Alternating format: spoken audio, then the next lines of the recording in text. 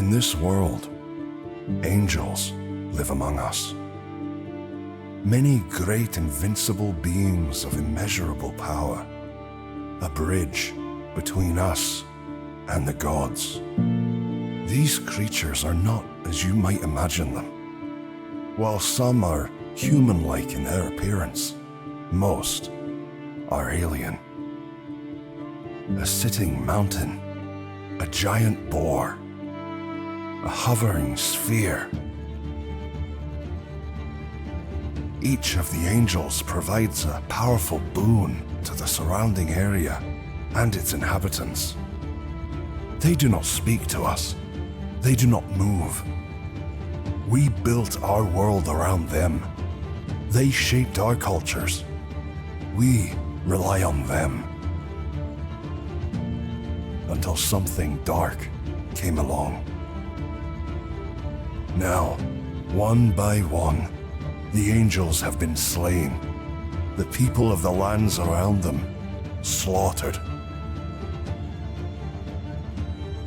A wave of death is spreading across our world.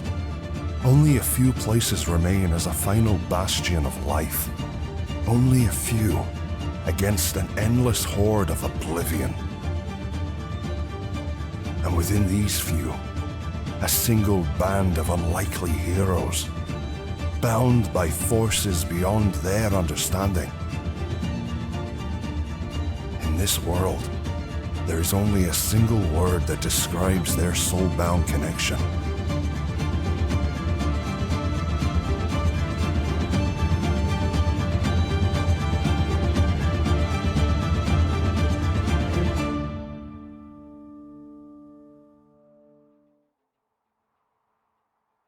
The land before you is covered in great totem poles, these enormous, I suppose the only thing that we could really call them is totem poles to describe what they might look like to you. Sort of ancient depictions of demons and giants carved into absolutely enormous stone columns. These things are like skyscraper sized.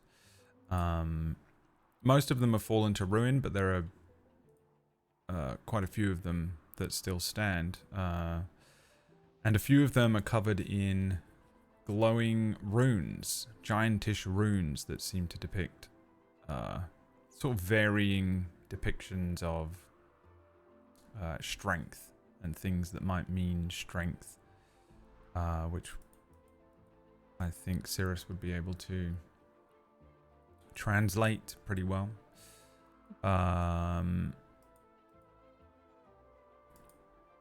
What do you do as you approach this area? Begin to move between these giant totem poles.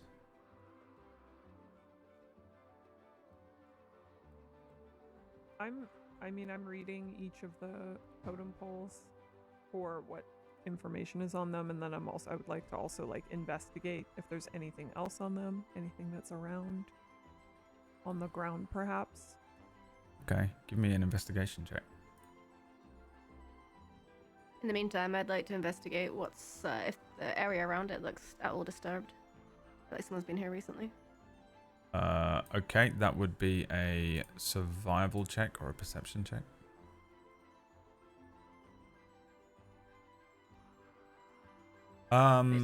Jildan, yeah, this place doesn't look like anyone's really set foot here in a very, very long time. You get the sense that most of the area has not even been touched by wildlife in a while. Cirrus, as you start maneuvering through some of the area here, you're able to recognize yeah, I mean, really what you're looking at are just varying runes that mean strength. The depictions are of what you would assume to be the strongest of giants, and several of the poles have the same kind of looking giant, as if it might be the same person, and then the different beasts and creatures Specifically, there's a lot of things here that look sort of demonic in origin. But these are probably the conquests of the giant in question. So each of these totem poles probably represents an ancient giant who was maybe the strongest of their tribe or the strongest in the area.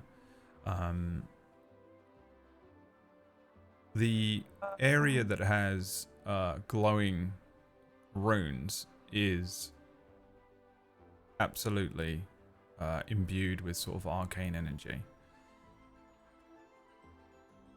Okay.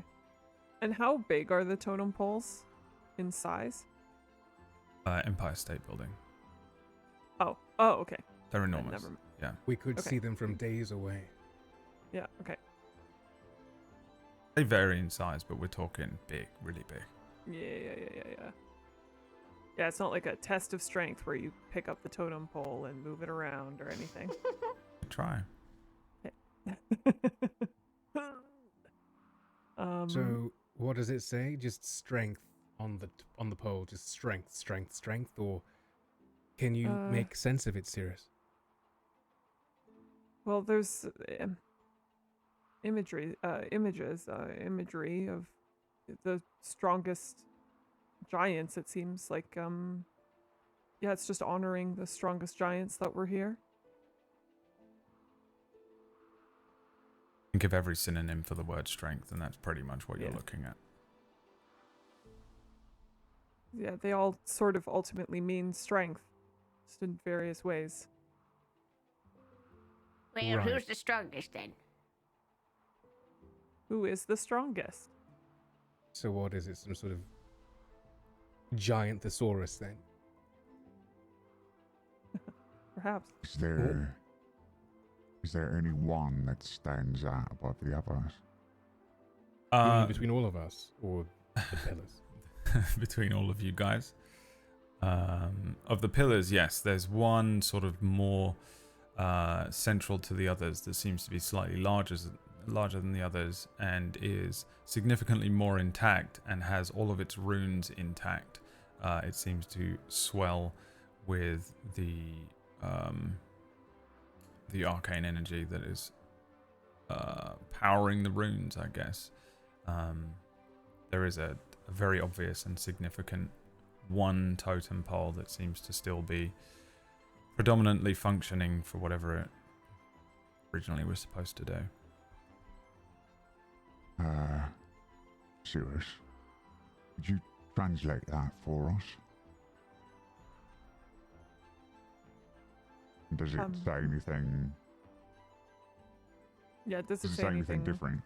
It just says Pick any more 6 things, power. synonyms of Yeah. the word strength. Okay, got it. Could There's I really do no an change Arcana to check? the sort of the grammar and the words and the symbology.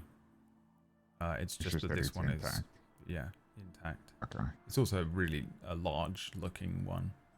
I'll lean up to it. Rest while they look at it. Yeah, you can do that. Okay. He's touching it. He's touching it. Okay. And can I do some sort of Arcana check to see what sort of magic is imbued in this thing? Absolutely, you can. Okay. 10. Excellent 10. roll for a wizard. Yeah. It's enough to understand this, and I think because you've been training from a Goliath and you've come into contact with several of the sort of ancient giantish ways and the ways that they predominantly sort of seem to imbue stone with spells and enchantments and things like that. Yeah, that's essentially what this thing will do for you. It is a giant totem pole that somewhat represents the strength of the giant that it is showing or depicting. I guess give me a history check as well, and I'll see how much you can pull. A natural one. Natural one. Oh, Something. This giant was big and strong, Okay. and the way that they imbued these totem poles was with an aspect of each of these giants. Maybe when they died, or maybe before they died, and in honor of them in some way. It's almost like a statue. But what the totem poles will do is, if you're able to imbue the runes with your own magic and infuse your own arcane energy with that within the totem pole, you'll get an element of the giant's strength. That's what I believe to be true. Okay, I'm gonna Yeah, do that. I mean, you don't know why they did it, or who did it, or what its exact purpose was, but you do understand the basics that essentially these totem poles will grant you, pretty much exclusively, it will only grant you strength. Yeah, I'll do that. Okay, Just give to me see an if it Arcana works. check.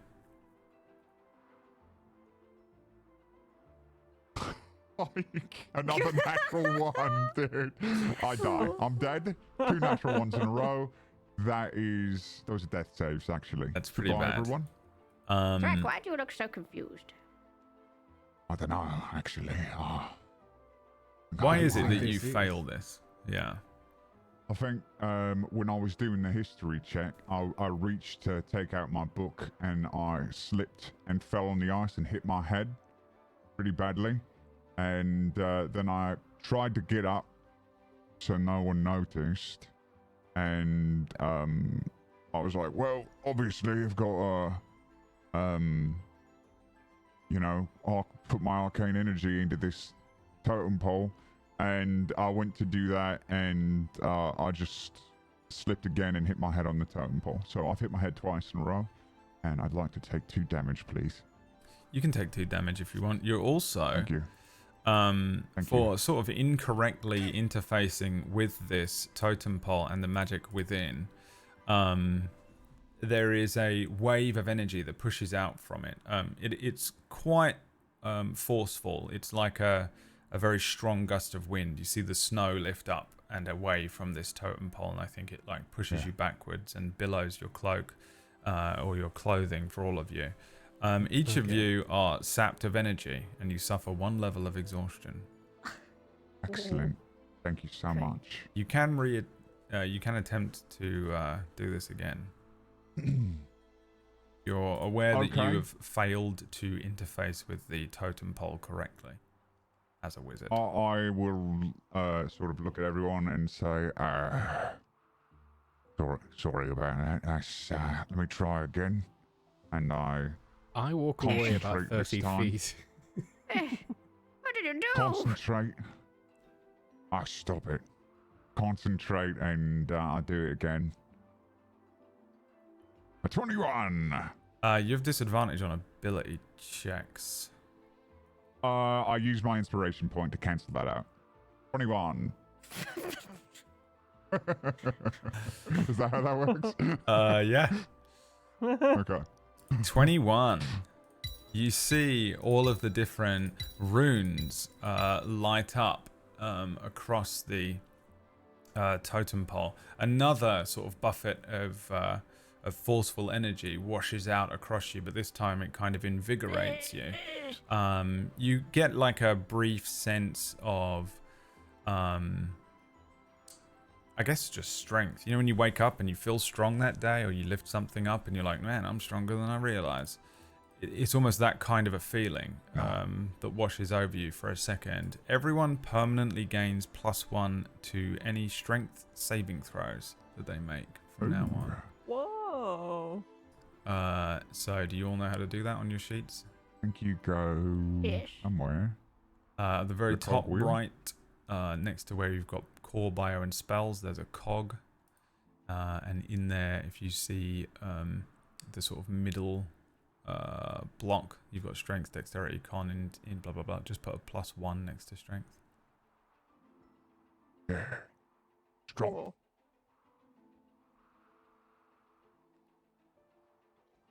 I think that's how that works. Just double check that you didn't give yourself a +1 in your overall strength. Pretty sure it's for the saving throw. I did it correctly. Cool. Brag about it. So you should have very an smart. additional +1 to your strength saving throws. Yeah, you get the sense that attempting this again is going to Kill you. is going to kill you. Is not going to this is not going to stack. You will simply fail over and over and over again until you do die. Okay. All right. Well, doesn't look like there's anything else of interest here. Did you tell Jildan what she got for looking for tracks? There was no tracks or anything. Yes, there is no tracks here. Okay. None at all. All right. What time well, of day is it right now? Roll me a d24. And it's that time o'clock. It's 10 o'clock again. Mm-hmm. I On a dawn. would be, yes, 10 in the evening. So I'd be looking around in that case to see if we're being watched by anyone, because I know that we're being followed by a horde, but at the same time we're also being followed by someone else who has taken some interest in us. Yeah, give me a perception check. Perception check. Are you just using your eyes? Your elven Just eyes? my eyes. Just my, yes, my drowsy eyes. Let me I rolled a roll 23 with disadvantage. 2 dices. 1, 2. You don't see any sort of vampiric creatures clearly stalking you or anything like that. There's really nothing for a very long time. At one point you see what looks like a little heat mirage, almost as if there is a twinkle or a blur in the very distance that you fixate on for a second, but recognize that there's not actually anything there. And that is about it. Alright. Unless That's you're my- using other senses. I default to eyes. My eyes are very good, so I would always use my eyes first. Has my affinity to the vampire worn off now? No, not until you get to the checkered flag. I do wonder if we see our good friend again. He was ever so nice. He did disappear quite abruptly though. It was quite rude. Jildan, he clearly wanted to eat you. I think you're being silly. Why would he want to eat me when you're here? Look at you, you're far juicier. I looked down at my massive orc body. I'm actually not sure. Perhaps he has a thing for cured meats. I don't think he wants leathery strips of whatever I am. He was lovely, and you ran him away. Of course you did. I'm not allowed to have anything, apparently. He bit into Cirrus. Well, it was probably just a misunderstanding. I'm sure he just slipped. There's nothing quite like that. Right, a cultural misunderstanding. He went in for a kiss or something. you know, slipped. Exactly. Quite. Okay. We already confirmed earlier that she was under some sort of spell, so I guess I don't really need the roll to see. Yeah, she's just clearly still under the influence of whatever. Yeah, we know she's Enchantment. charmed. She's charmed, so you can't logic her. Okay, Jildan. All right. And I pat her on the shell. Let's Get come off me. along. Come along then, Stop Jildan. that. Come on. The big meaty claws off of me. No, I'm trying to lead my grandfather to the home, and he doesn't want to go. Come on, Jildan. Stop it. Stop it. I think. Just so we're all aware, I think it is the zombie horde's turn. Oh, thank you so much, GM. We're moving on to the next. That scene is over, just so you all know. I am in charge, and I'm going to think about this moment, by the way, for the next 6 to 8 weeks. That I'm the worst guest on the show ever. Yeah. In the small hours of the morning when the birds start singing, you're just gonna look I'm out not the going to window and sleep. think. Well, let me roll for the zombie horde then, I guess. It's a 2. No, I'm glad you remember. nice. I didn't remember that it was the zombie horde's turn. I just didn't know we were doing that I yet. just realised because they're so far away. There's no way they'd be that far away. Unless... Yeah, I think you guys hit this spot, and then I was like, yeah, time to end the session. Yeah, let's do that. So we were having Leah was rolling for the zombie horde. Myre was rolling for the possible Encounters. chances of encounters. Orcish is the GM, and Welcome to the show, everyone. I'll take it from here, Brad. and any other roles were done by Mergs. So you can just go do whatever you want, Mergs. We'll see you when this is over. You're not needed for this part. Yeah, everyone roll a... Oh, no. The horde. Roll me a d2, please. I You did. did. It's a 2. Okay, great. 1, 2. The horde moves closer. And then it is your turn to roll me some survival checks, please. Yay! I love rolling. Thank you. I don't like rolling that low. These are with disadvantage, It'll however, be because we are. Yes, that's right, until you do a long Oh. rest. No, bollocks. Oh, so no. fuck. And I'm the lawyer. Thank you. Okay. I need so- all that. I actually don't mind you guys backseat 11. GMing at all. I couldn't be more exhausted. I'm moving house. I have a migraine. 40, 50. 39, 50, yeah. That's enough. You've got to beat 48. Everyone roll me, speaking of migraines, a medicine check.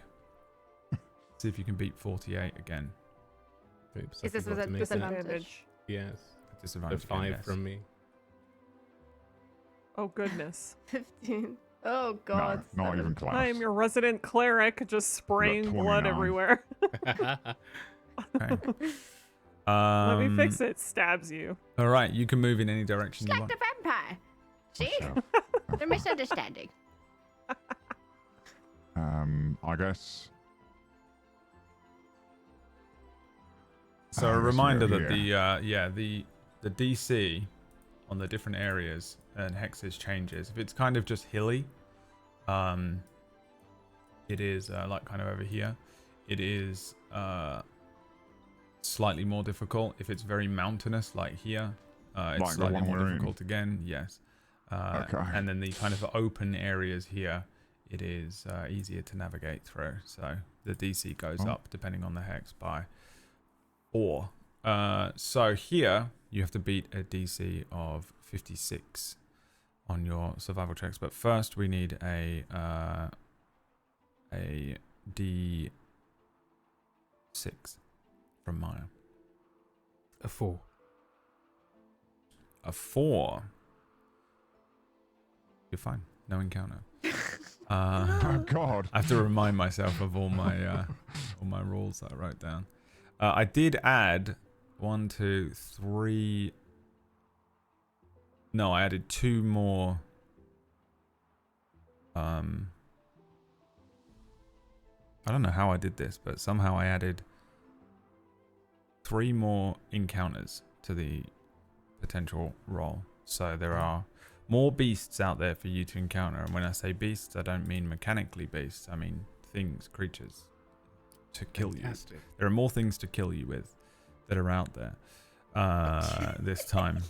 Yeah, the encounters have been a D4, but now they're a D6. But what has confused me so much is that I didn't delete any of them.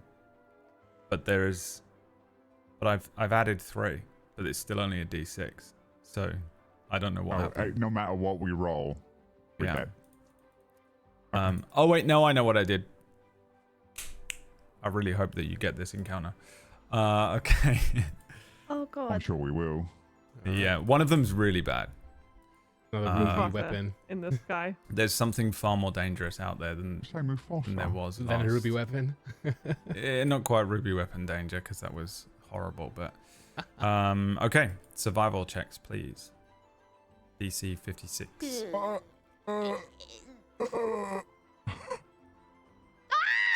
Wow. No. Whoa! If you roll a natural one right now, I'm going to make you fight it. Oh. Okay.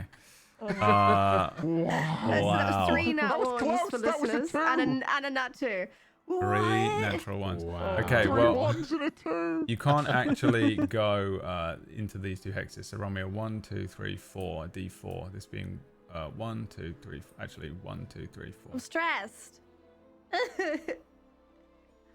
Come on. Gone Who rolls for. this? Is this Mirggles? I guess this is What is Mergs. this? Oh, I get to D4, roll. please. Yeah, you roll all the fails. Okay. I was just get a 1, and we'll be fine. Yes, A force four. perfect. Four's perfect, yeah, so you end up progressing in the way that you wanted to. Yay. Easy. Yeah. Yeah. Oh, okay. Never mind. That's what I wanted. Thanks, Jim. Leah, roll me a D2. You're welcome. I'm so afraid. It's a 2. If you could roll a 1 for once. I Nice. did before my survival check. The horde Yeah, moves that's not what we wanted. closer. All right, survival checks, please, everybody. All right, survival check. And you have to beat a 52. Oh, not bad. Oh, there's the nat 1 from Cirrus. Oh, 15, 29. That's 17. No, plus 9. Have you 38. you've 40. how many times have you moved since the last time you moved? 6. Because you might be able to do This a will long be rest. the end. This will be the end Oh. of a full Okay, so I at the know. end of this one. thing. I think that's 46, but my maths isn't good. Is it 36 or 46? 20? This is 46. Yeah. We lost either way. All right. Roll me another D4, going 1, 2, 3, 4. hey. A 3 or a 4 would be perfect. A 2. A 2. You move to this hex. That's not perfect. Excellent. And then roll me a Well, I D6, wanted- please. Myre. 6. Nice, yeah. You're good. Okay, so that's. I think that's the end of our 2 full turns. That's the end of 2 full turns or 4? I believe so. So that would Correct. mean that we get. Well, you do. Bonus. The way I understood it was we move twice. And After that's every- a full day. After every 2 turns, you can take a short rest, or after every 4 turns, you can take a long rest. Yeah. So that. Sorry, that's what I meant. It's been 4 turns. We've moved 4 times since our last long rest. Correct, yes. That's right. So So you can long long rest, now. everyone? Yeah. Yes, please. does that take away the exhaustion? Yes, it Yeah. does. Okay. Awesome. Everyone can roll me another medicine check. Okay. Something drastic and dire is happening, and we just don't know. Is this before or after the long rest? We After. have Correct. disadvantage. Okay. after. Literally okay. the morning after. Nice. Oh, goodness. Oh my goodness. Just got to Very beat a pleased. 48. It's not good. Yeah, we 48. It's not happening. no. We have a 43. 38, 43, yeah. Okay, Fine. you're simply just not aware. That is all that means. All right, survival checks then. Excellent. True. One of us is just like But- bleeding out, but has no clue. What is that red? You're trying something new. Yeah. You've got red on you.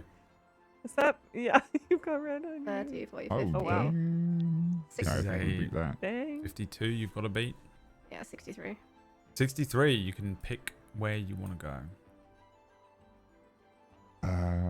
Yeah. Seems about right. Okay, D2 from Jilden. You Yeah, could just make it a 1. If we've ever that'd be needed nice. you, now's the time, Jordan. Nice. Yeah.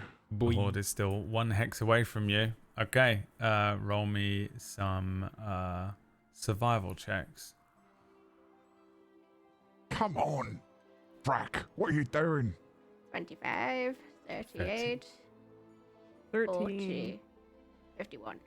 51, you needed a 52, so you failed. Another D4, please. Same I'm as gonna before. walk right into him, You might walk right into him. calling it now.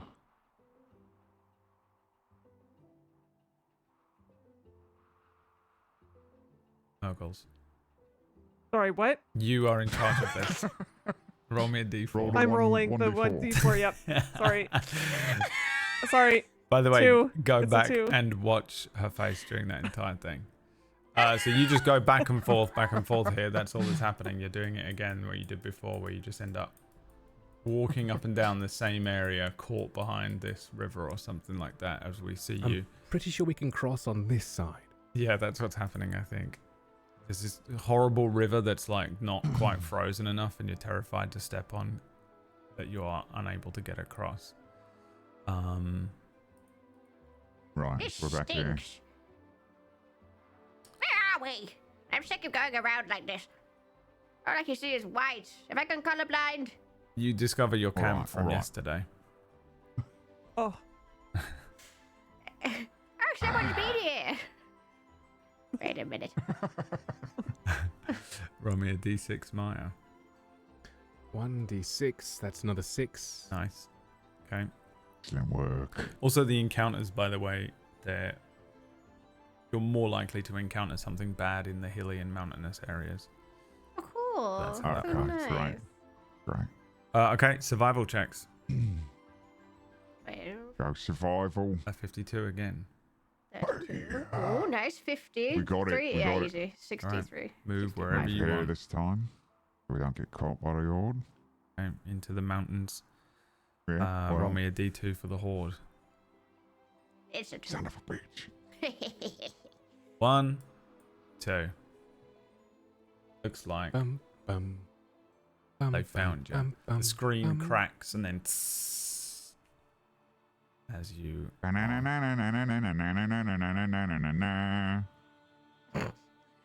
That's exactly correct. That's exactly what happens. Now the horde is 3 swarms, isn't it? Oh, I'm speaking to myself. I don't know. I feel That's like up that's to you. I'm something. speaking entirely to myself. Don't As worry. the GM, I think it's disagree. actually one swarm. And... One swarm. and they're And actually they have already running 1,000 gold away. They're scared of our strength and prowess. Mm-hmm. Yeah, sure. And they want to bestow us with gifts. They're not just a For some mindless reason, this horde. horde has a wish. Give us. I don't know why. Hmm. And they also say we're very handsome. Wow.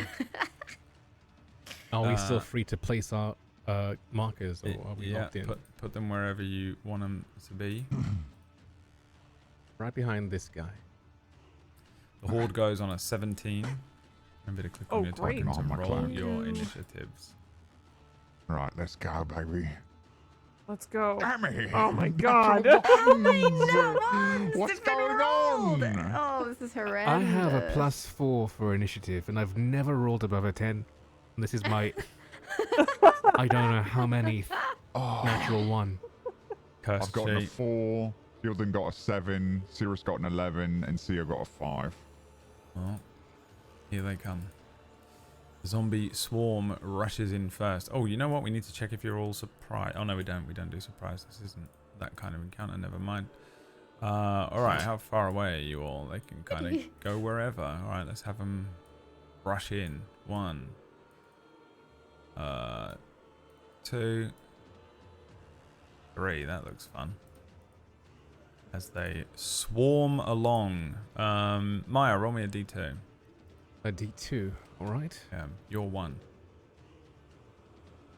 Then it shall be me. Right. Excellent.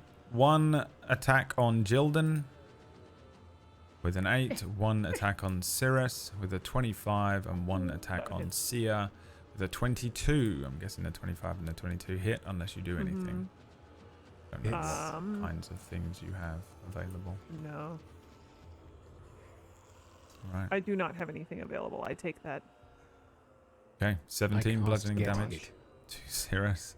10 bludgeoning Okay. damage to seer, and I think all that happens here is that just an enormous swarm comes up, like the horde comes up over that ridgeline that you've been walking up and down endlessly, and they just rush down at you, and there's just no escape. They just overwhelm you as you're suddenly surrounded by them, defending yourselves and pushing them back, but in that chaos you are bludgeoned to bits by some of them. Okay, Cirrus, it's your turn. Ow. Okay, you're never gonna guess what I'm gonna do. I thought you were getting bit or something. Oh. What's happening? Yeah, I'm gonna channel divinity, turn undead. All of the hordes have to do wisdom saving throws. Okay. Left to right. 1, 2, 3. 13, 11, and 1. 3 fails again, isn't it? Oh. 3 fails. Get out of here. I believe so. You win. We win. Instant flee. Yeah,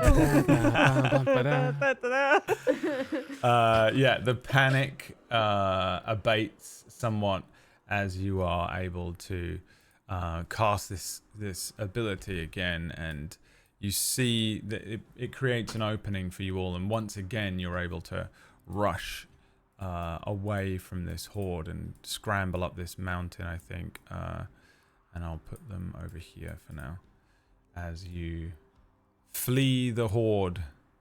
I look forward to quizzing you about your thoughts and feelings of Channel Divinity Turn Undead when we get to the round table. I'm so not bothered by it because I know what's coming up. Don't worry about it. I've got all my GM notes here. It's definitely going to be not undead. Yeah. That's what's coming up. There's going to be a lot of undead, but there's only so much Turn Undead can do. Oh God! This is just like when you're running along in Final Fantasy and you have to fight like crap, and you're just like, I don't even care anymore. So you just flee. You can't even be bothered. That's what's happening. Cool. Well, we run away, and I say, "Live and let live." Yeah. But they're dead. Also, that works only up to a certain CR, right? What was the CR for that? Well, the destroy undead? Turn undead doesn't work up to a Turn certain undead CR. doesn't. Yeah, it works forever. Yeah, the destroy. It's the destroy. That's the other one. Yeah. Okay. CR 1, 2, 1 half. CR half. Yeah, I'm not worried about it at all.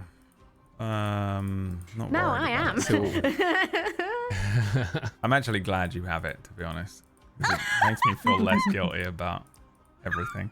I'm gonna die. Yeah. I'm fairly certain. Oh my. Okay. Survival checks. You've got to beat a 56. Let's go. Nice. 31. Great. Wow, this is got it. amazing. I We got love it. this for us. We got it. It's fine. Yep, move wherever you want. Put your token wherever you'd like it to be. All right, roll me perception checks. Perception. Perception. Perception, and you've got to roll. You got to beat a 50. Yeah, we beat that. Yeah, we beat that well, easily. we beat it a lot. Yeah, we Beat it good. Maybe Seer's elven eyes witness some sort of purple crackling energy towards the east of your current location. I see something purple and crackling, and it's not me. I had no idea this was over here. I was just trying to navigate us through. Right. Ben, what is it? I can't Not see too anything. sure. All I can see It is snow. seems possibly arcane. It's like a storm or something. Oh, maybe I can touch it again. That one was quite nice and tingly last time. Should we investigate? Be my guest. Yeah, I think we should. Okay. Roll me a d6, please. Myre. A d6, a 4. You're clear. You can roll me some survival checks. Come on, everyone, carry me. Wow, a 26 from Jilden. That carried. Oh. Absolutely. Yeah, you had to beat 48 for this one. So 48, we passed that. Jilden, roll me a d2. The horde follows.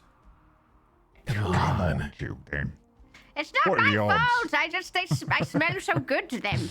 It is Jilden's fault. She's leaving like candy wrappers, you know. I can easily find.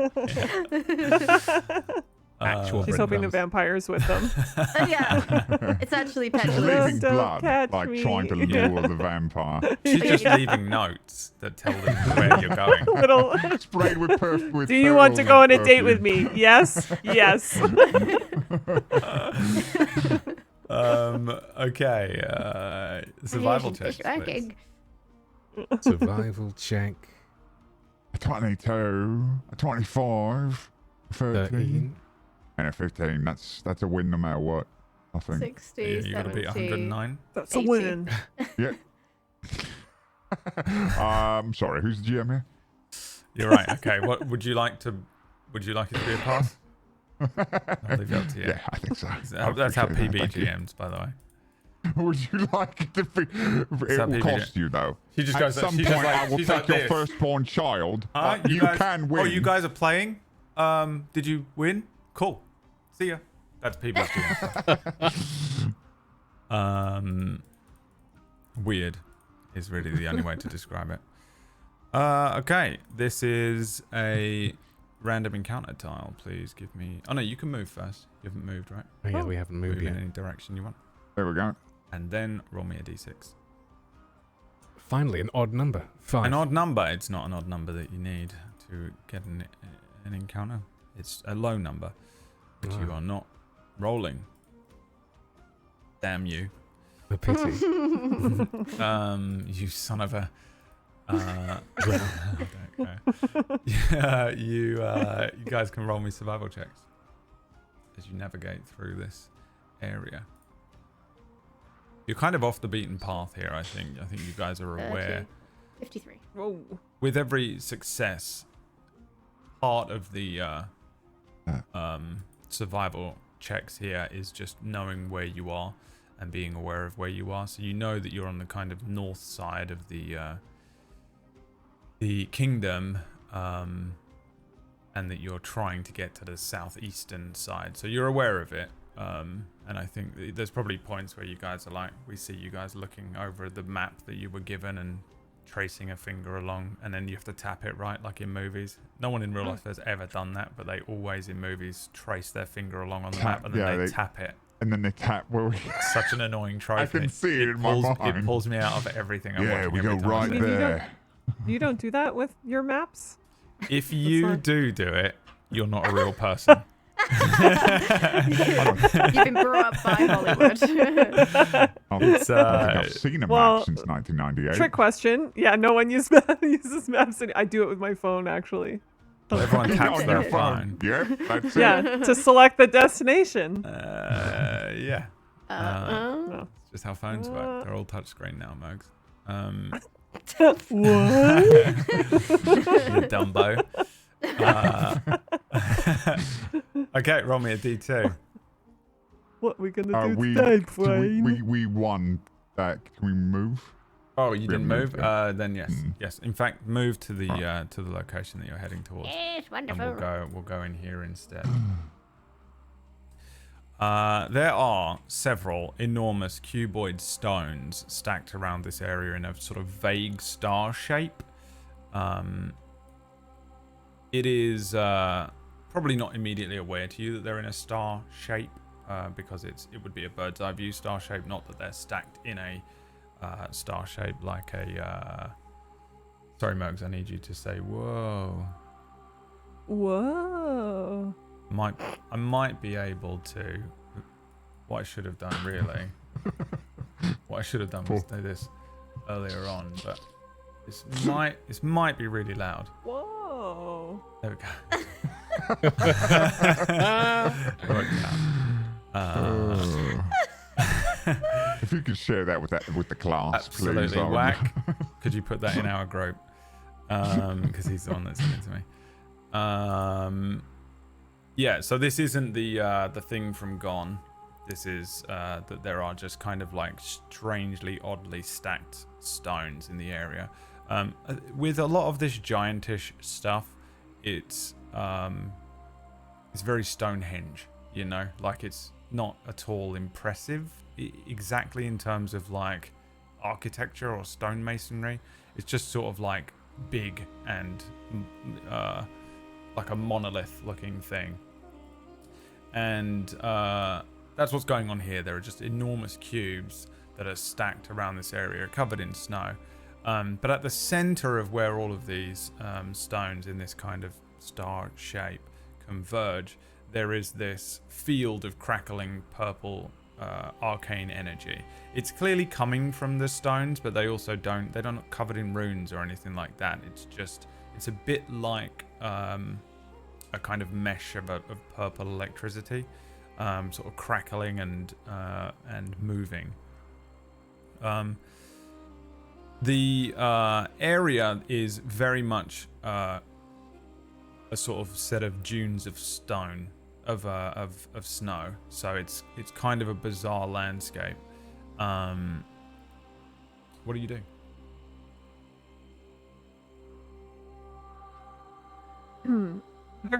There are runes here, or no? It's just the stones? Yeah, it doesn't. There are no runes here, and I think that Okay. that would potentially be bizarre to certainly Thrak.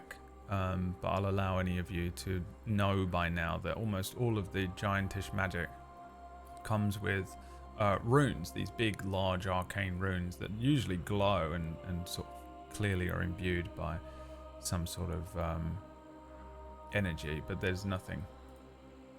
Can I dig? I go over to the stones and I start digging at the base of them to like move snow away to see if maybe there are runes, but it's underneath the snow. Like maybe it's like drifted. Yeah. Are you getting close to the energy, the crackling stuff? Ooh.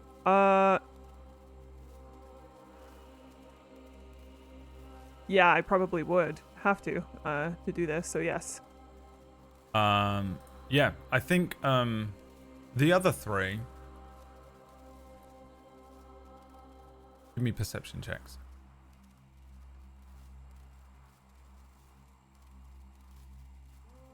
A 17 from me. 23. It's bizarre. 12. Watching, yes, all pass. You watch as Cirrus gets close to the area where these stones are, and the closer that she gets to that field of sort of energy, she starts to move about, as far as you can tell, but as if she's almost teleporting from spot to spot in very sort of minute ways. But to our eyes in the modern era, it looked like she was glitching almost, sort of jittering and moving about. For you, Cirrus, you feel no difference in your approach. You're just moving up to it. But to those three, it looks like she's kind of like doing these little short flits and teleports almost. Curious. Is she walking into an active spell or something, Thrak? Thrak, you can give me an Arcana check if you want. Yeah. I sort of want to close learn my how to do eyes, that. and I'll put a hand out and I'll try to use my Jedi power to check and see what's happening. Okay. With a 14. 14. Doesn't make complete sense to you how this is working. But you do get the sense that this is some sort of conjuration magic. Maybe you've worked with teleportation spells. Maybe you've learned about them. Maybe you and Hard have actually messed about with some of them. Hard definitely does a lot of teleportation stuff, so he probably minimum has explained it to you or spoken to you about it. And when he's messing with teleportation magic, sometimes this is what happens to him. Unstable teleportation magic will make you kind of flit in and out of the area that you're in. It's not necessarily dangerous. if she moves into the very center of this area, it's going to teleport you further away. But what's happening to her isn't dangerous. Obviously, stepping into the middle of this thing can teleport you anywhere. You could end up in the middle of the ocean. You could end up in the middle of a mountain. You could end up back where you came from. You could end up on the other side of this circle. There's no telling where it would go, but that's what you're looking at here. Okay. I would shout to Cirrus! Get back! Come back! Cirrus, underneath the snow as you are moving towards it, and just as they begin shouting at you, you move some of the snow out of the way, and you can see that underneath this thing there are runes underneath the snow. The snow is sitting on top of more of these stones. It isn't grass and ground underneath, sort of frozen earth. It is masoned stone like this, these huge cubes. And those underneath have enormous conjuration runes on them. There are runes. I found some. I throw a Can I read stone any? past, in front of or past Cirrus. It's gone. It Ooh. teleports. That's fascinating. Hmm. I can I wonder what would read happen Still if she like was inside waving there. at Cirrus. Yeah. Cirrus! Come back! Okay, I would start to move back, if I can. Yeah, you Yeah, I can. just You, walk you're back to not. them. You're not being like pulled. This isn't a black hole or anything. Yeah. You're able to. Yeah. Was I able to discern any of the runes at all? I guess roll me. I guess it would have to be an Arcana check. Okay. I proceed towards the portal. What are you Nine. doing? I just walk nonchalantly. This is a teleportation portal. It could take you anywhere. Exactly. It could take you us right anywhere. into the heart. Not where you want to go. It would be completely random with Well, how the do way you it's know? acting. I wonder if it goes Because back I'm a as well. wizard. Well, you don't know everything. No. You've got us going around in circles this whole time. We barely know anything. If I am telling you, if you go into that portal, it could take us into the middle of the ocean as likely as it will take us to where we want to go. Well, then who better to go inside than she? I'm standing as close to the edge of the portal as possible. Pause. I have. I paused for a second when she says that. I have two of my staffs, and I stick not the magical one, but the other one into the portal, so that the end goes into the portal, and swish it around, if I can, and then try and pull it back out. Look at it. Yeah, I guess make me a strength saving throw. Okay. Oh, he's got that +1. Come on in, Andy. To answer your question as well, Cirrus, you you do see. I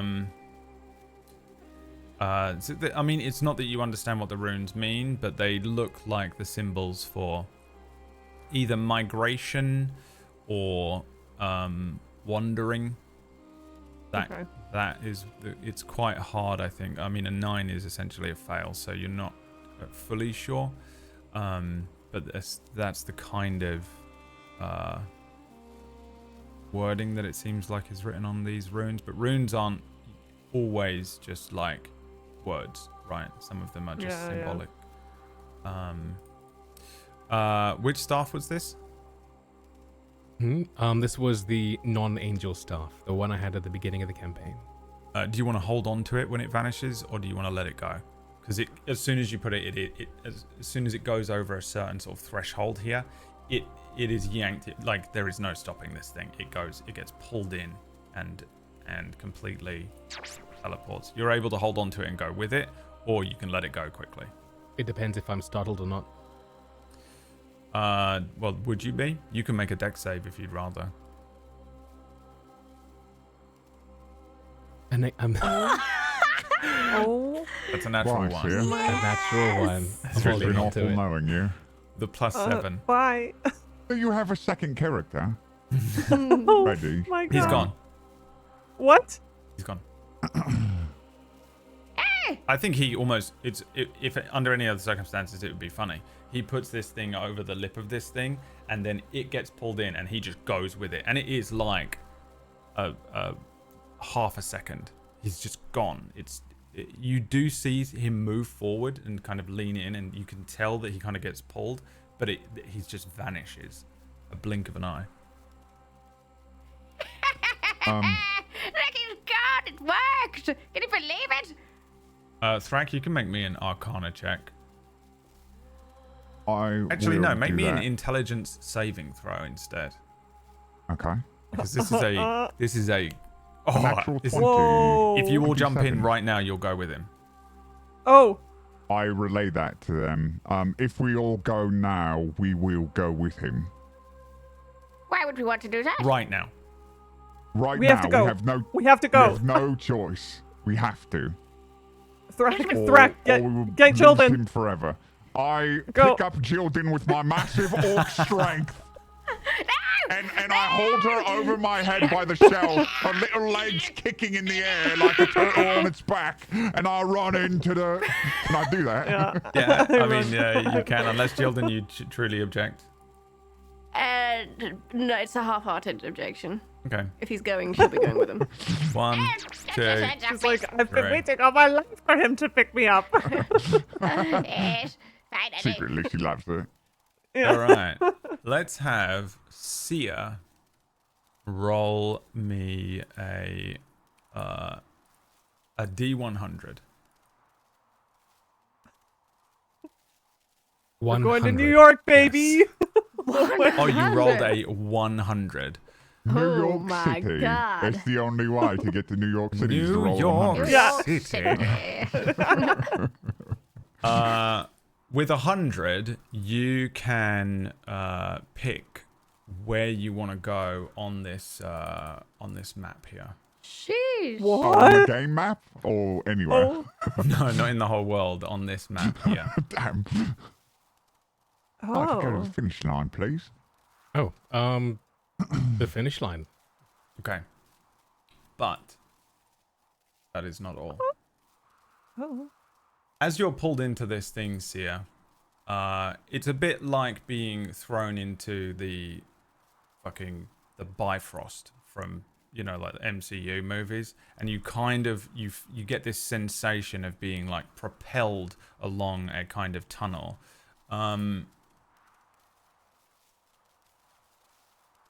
If you would like, you can reach out and grab any one object from your past, wherever it is in the entire world, and you can bring it to yourself. I grabbed the Seeker's Compass. Have you seen it? You're allowed to have? I think, well, I saw the illusion of it back in the in Hard's Tower. I think it would never have been open in display. It would have been in a box if it actually truly existed. And if it was there, then I'm reaching into that box. I'll allow it. As you're moving through this kind of Bifrost and this kind of strange, and it is a brief moment, you're aware of that. There's something in here that allows you to understand that you can, at this point, in this moment of superposition, reach out, grab something, and you do so. You reach out, you grab, pull something back. It's a wooden box with a constellation on it that you recognize. And then you are spat out at the other end. Roll me a dexterity saving throw, please. And then after he's done that, the rest of you can do it too. Dexterity saving throw, that's going to Whoa. be a 20. You land however you want. Superhero I got land. an 18. I think as I'm yanked Sorry. through this portal, I think that I just kind of appear on the other side of the portal with that same velocity, kind of skidding on my feet, just Can I have agency over what happens to me and Jilden? And she got a 3 and I got an 18. Absolutely. You're the GM. Okay, so I'm still carrying her over my head by the shell, her little legs kicking. And when we come through, like, the inertia of stopping all of a sudden forces me to, like, if you're English, football overhead throw. If you're American, soccer overhead throw. The total 20 yards in front of me. Oh my god. And she's dead. No. Okay, she's dead. No, she's not dead. She would probably slide on her turtle shell, I would assume. Yeah, the most Mario moment. Yeah. If there is a Goomba, they're dead. Flattened. Yeah, in I mean, fact. you absolutely land on a Goomba. Okay. Yeah, I think that the three of you come tumbling through. You're spat out at this thing. It's kind of an awkward tumble as you're all kind of rolling over one another. Sirius, you sort of land and stumble but stay upright. I think those two go crazy. And standing as if he's been waiting all day for you, even though secretly it was 1 second, is Seer with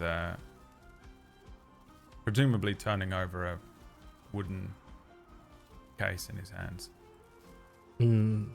I think you will likely see me just putting it away for now. You don't know what it is. You can ask, but I don't hold it open for long. I know Not what it. chance I'd have seen it. Okay. Not chance. Yeah, you're sliding across. Was that one of the gifts from the portal? From the teleport? Come again. That you put in your pocket, was it a gift from the... You know how we...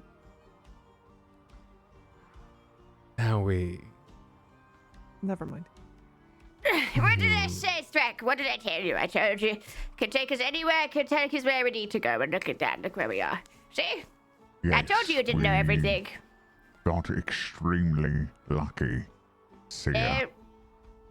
You could have teleported us into the maw of an undead dragon. You have your agency, don't you? I didn't pull you in with me, did I? You forced Yes. our hand.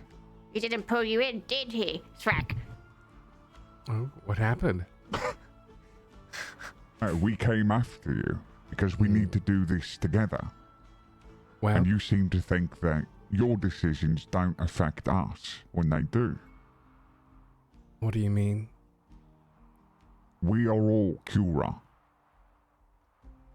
What does that mean exactly, apart from we have these ghost tattoos? We've been tasked with saving the world. Do you not care? What does that even mean? All your gods are dead. The world still exists. Life still has a chance to exist, but it won't with you making these decisions on your own.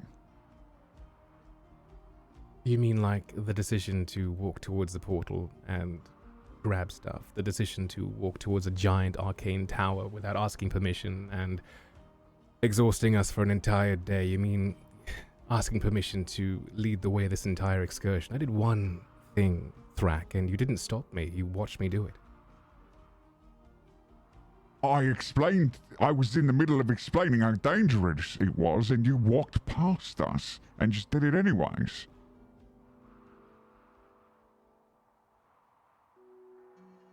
Clearly. Anyway, it seems like we are at the end of this little sojourn. So lead the way if that is what you want to do. Well, you Everyone, certainly won't. Everyone make me a medicine check again. This means nothing, right? Sure. What are we looking for 50, here? 40, 50, 68, A natural 20. 68. 50, I think I said you need to beat. Yeah, we crashed it. Crushed it. Something feels off here. I think as these two are sort of bickering and going back and forth, all of you start to recognize that you feel a little odd. It's hard to describe the sensation. It's almost as if as if there's something at the edge of your vision, or as if there is a heaviness to the air here. There's something wrong.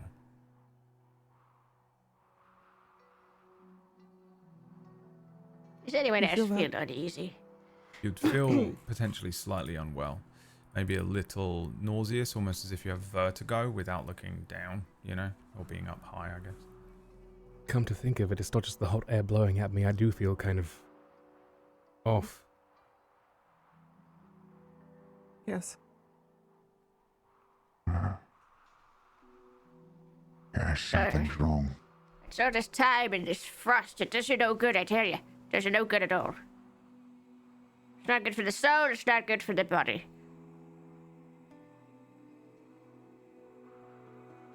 Everyone roll me some Yes. history checks, for you have made it to Condor Reach, also known as the Dreamlands.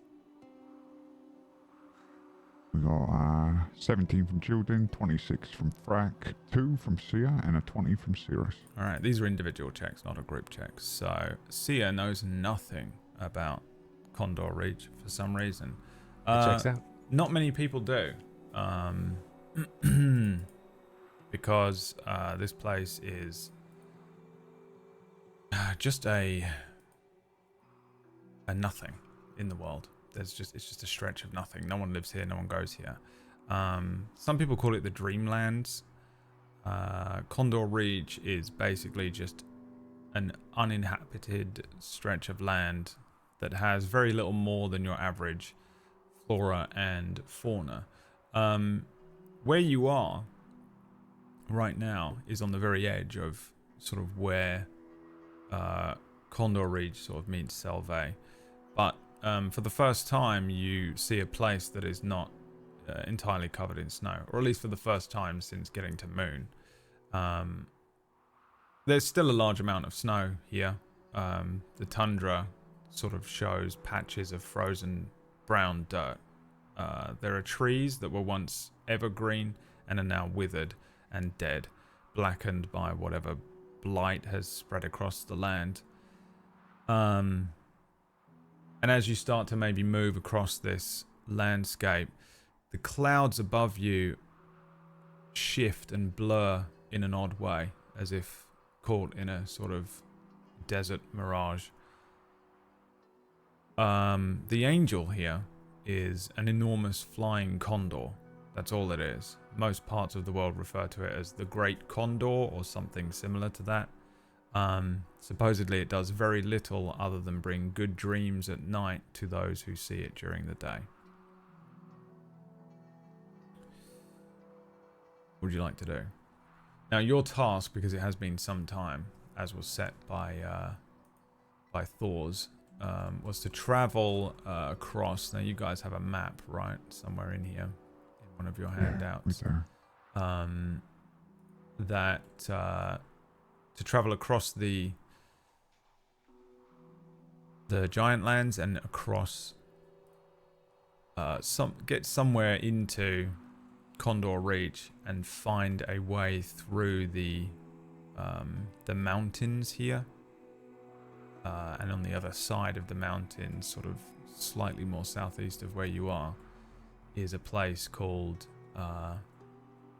the House of Knowledge, which is a forest. And that was his...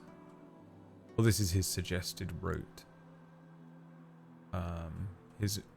Essentially the same approach of keep the mountains on the right-hand side of you, and eventually you'll find a way through.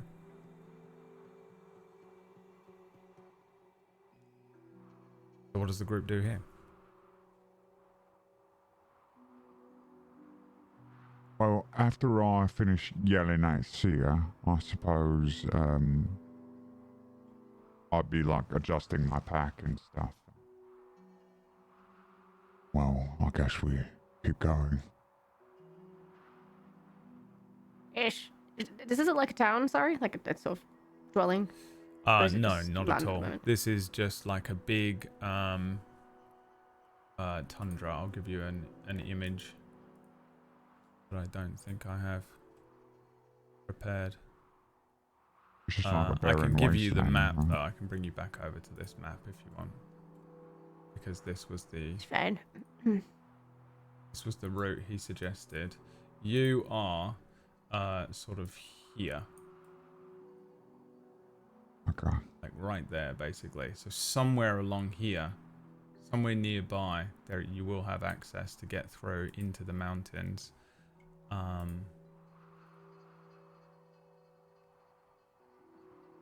To give you an idea of what the place looks like, the streamer's already had one. I'll send you a little picture in our group.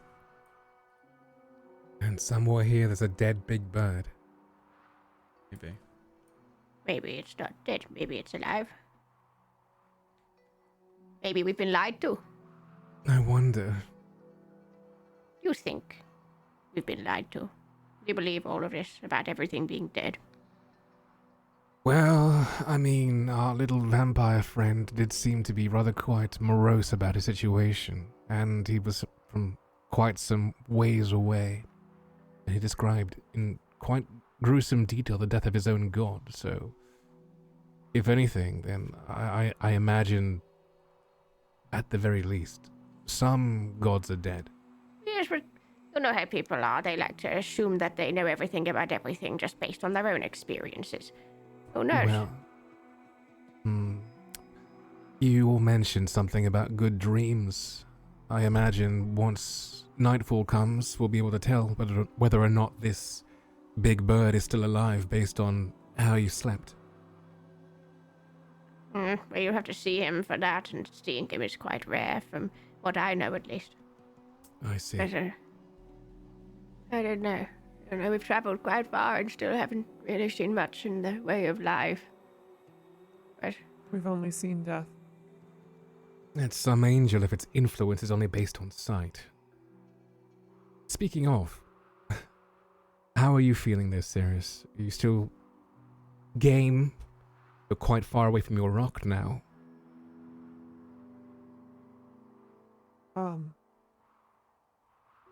I'm fine. Of course. Boreal can reach me from anywhere. Just glaring at Sia. Like, grumpy glare. As he's asking these questions. I think I notice his glare and I just look in his direction, eyes closed like a fox, just and then that's me done. I think I'm being pretty stealthy about my glare. I don't think you notice at all. I'm rather But quite it's perceptive. very I do obvious. have 8 eyes. I thought you had 3, but okay. No. 2 between my nose, or on either side of my nose. Then I have 4, well, no, 6 on my forehead. Oh god, okay. 4 on the Still, I'm forehead just and then like- 2 in between his nose. And 2 in between is nice. Okay, Do I well, I'm feel, glaring. Do I feel any better? Or, now that I'm further away from the vampire that drank my blood. Yeah. After your next long rest, it will. Okay. All of the effects will be gone, including Gildan's. Cool. Well, shall we continue? It wouldn't do to stop now. After all, we've come so far. yes, I'm sure there must be something alive here. Look, the snow is a lot less intense than it has been. That's a blessing, at least. Should find somewhere to shelter that won't have us freezing all night. You have Yeah. a shelter with you. Yes, but it's not quite the same as being by a nice cozy campfire and not having a blizzard outside, is it? Right. Come Well, on, I then. mean, forget about it, I suppose.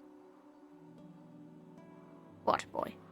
Speak up. Boy, that's an interesting one. I simply mean that Thrak is correct. We do have an item that makes the outdoors indoors, no? The dome? Yes. And it's very frustrating putting this dome around us all the time and not be able to see a thing out of it. Fair. Are you saying that you wish? Are you saying that you wish of the magical dome that gives us shelter had windows? Judin, are you complaining about it? Yes, perhaps I like to stargaze at night. I'm quite used to being able to look up and see all above and daydream and night dream and whatever else you dream. I feel quite insecure getting out of my morning tent and not knowing what lays beneath me or before me. Well, I suppose you Right. could always sleep outside. Well, that's precisely it's my that point. important. We could now. Now it's not snowing, blowing a gale. We can make a camp outside if you prefer. Let's get a lay of the land first, shall we? I think we should put some miles in between us and the Horde and the Vampire if we can before we... Is the horde still following us? Can we, like, spot them across the horizon? Yeah, give me a perception check. Well, 14. Everyone can do this if you want. perception. A 22 from me. 22 from myself as well. 25. Look at But you. at 25. Issuing dicks. Yeah, no way anything is behind you. You guys teleported. You have a That's right. good head start on this thing. They're still back That's- there. That's presuming that there aren't worse things ahead of us. I mean, there's presumably stuff around you, yeah, but the horde that was chasing you's been very much It's left weeks behind us yeah, now, yeah. yes. Well, nothing for it then. And I keep marching onwards. Waddling. I follow. Yeah, you start marching out across the tundra now, and again, there's sort of swaths of land that are actually earth. It's frozen earth, but it's still not snow for once, dragging your heels through inches of snow.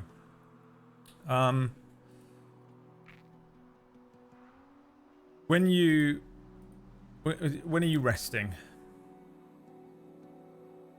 What's What the time plan of day is it? for resting? Roll me a d24, let's find out. 22, let's go. Oh. 12. Midday. Midday. You've got a good chunk of daylight left. Yeah, I'd say we should go until it gets close to nightfall. Yeah. And what are you looking for as you travel? I would like to be looking for tracks of living things or tracks of dead things that have been moving across this tundra. Okay, that's what you'd like to do. Signs of life and largely signs of familiarity that I'm used to. Symbols on trees, things that I am aware of that signify the person I've been looking for. Okay. If there is no suppose. more snow, after you. No. Please. Okay. So if there is no more snow, then There is still I sup- some snow. Okay. I suppose I would still be looking for actual paths, since the House of Knowledge is a known location and this is a known path. So perhaps there might be some old roads or something. Okay. I will be looking for danger then. Okay. You give me a perception check. Seer can roll me. You can roll me perception, survival, or investigation. Jilden can roll me investigation or perception, and Cirrus can roll me perception.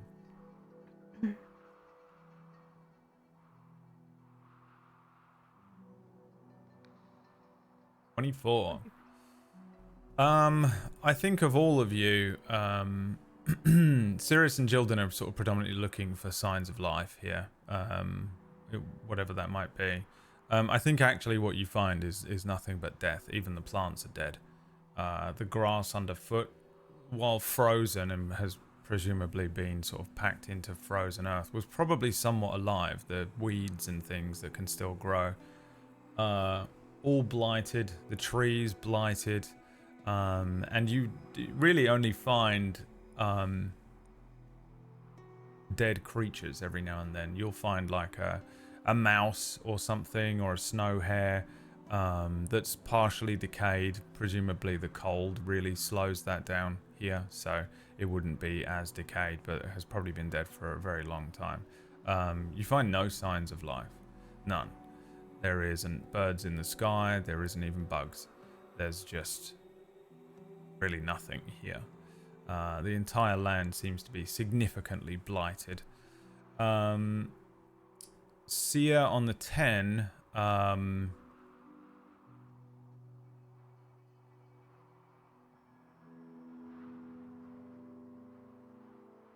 going to come back to you. Thrak, what were you looking for? Danger. Oh, danger. 15. Yeah, no, surprisingly little. You know, there's been a few things that have jumped out at you. There have been like undead giants, and there is, you know, there are bugs and stuff that have been swarming up from deep underground. And yeah, this area is actually sort of so incredibly devoid of life, and also apparently devoid of undeath. The further you walk along over the next few hours, the more of that kind of nausea and sickness kicks in. Maybe you start to feel a little headachy, and just sort of generally mildly unwell. You know, it's not the type of thing that's completely debilitating, but it's you become aware of it. You've all got morning sickness, you know what I mean? Like, you're just like, ugh, just feel absolutely rough. But Are we pregnant? yes, you are. Expecting. You have little spider babies. But you kind of maybe get the sense that stuff doesn't want to be here. And so it probably left. Anything that was here has probably left the area, including the undead creatures. The area is awful to be in. And the fact that there isn't any undead here, and they've been kind of dotted all over, like absolutely everywhere, suggests that something is repelling everything away. But the sort of byproduct of that is that it is actually quite safe here, at least when it comes to sort of predators and things like that. Maybe not from whatever is doing this thing, you know, this horrible effect, but yeah, no creatures. Okay, Sia, roll me an investigation check off the back of that. 10. Investigation check coming right up. 11. You find a pillar, and I don't think that you might even walk past it at first. I think maybe everyone sort of trundles past what looks like another blighted tree, and then you just sort of have a feeling maybe, and you look back at it. It still kind of looks like a tree. You get a little closer, and you recognize that this is a pillar or something, like a wooden piece of signage. And behind it, covered in some snow and debris, is a wooden sign.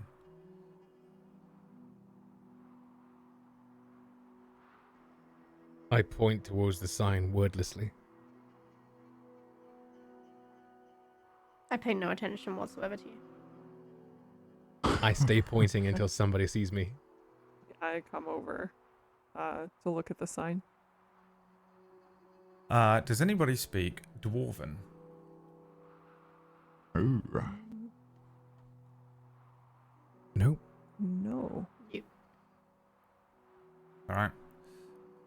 Would anybody maybe recognize the Dwarvish text? For Sorry, what it I only is? speak Common, Druidic, and Snake-ish. Snaky. Sorry, you do snakish-ish. Is it? What is it? Is it close to anything?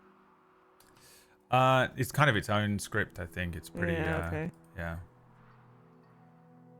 It'd probably Then be no. looking at Hebrew or Wouldn't. something, you know? Yeah. I don't have any idea.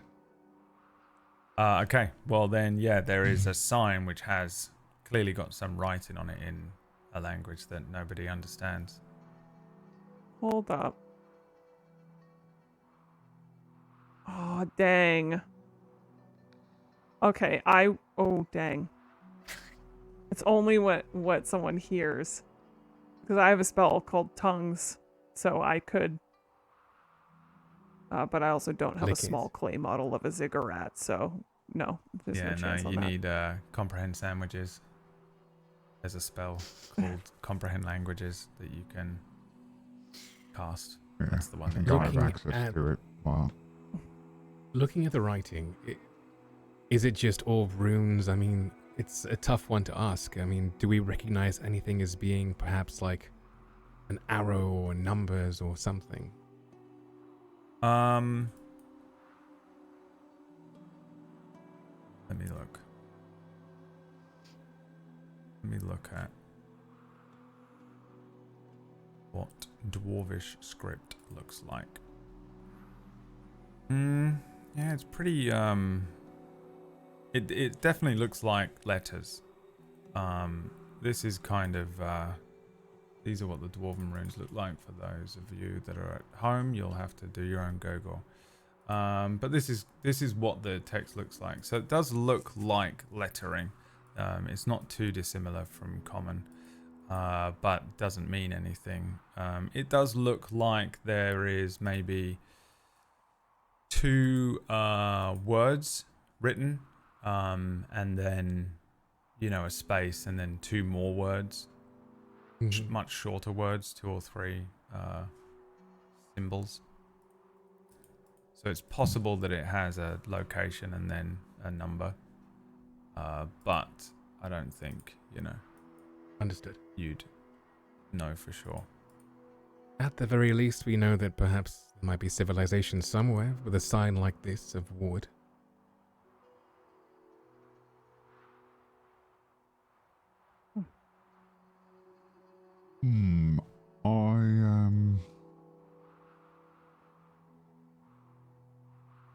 Can I maybe try to detect magic on it? Yeah, you can I will cast throw a spell at it. detect magic. It is a spell.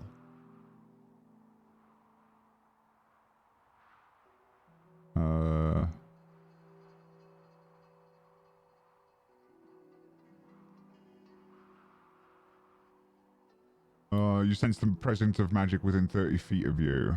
If you sense magic in this way, you can use your action to see a faint aura around any visible creature or object in the area that bears magic, and you learn the school of magic.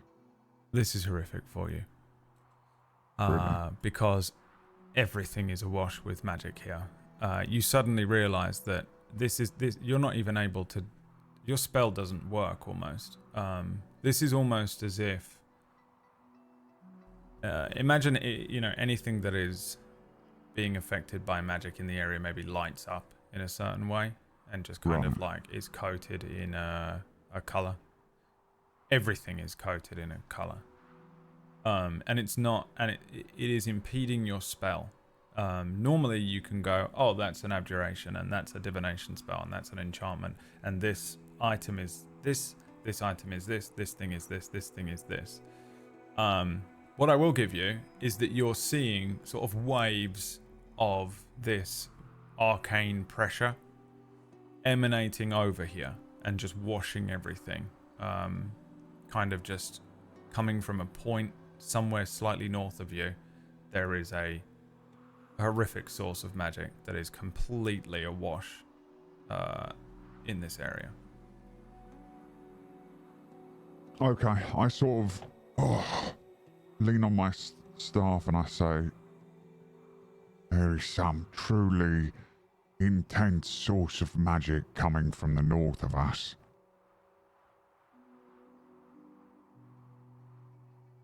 Perhaps that might be the nest of this giant bird or something then.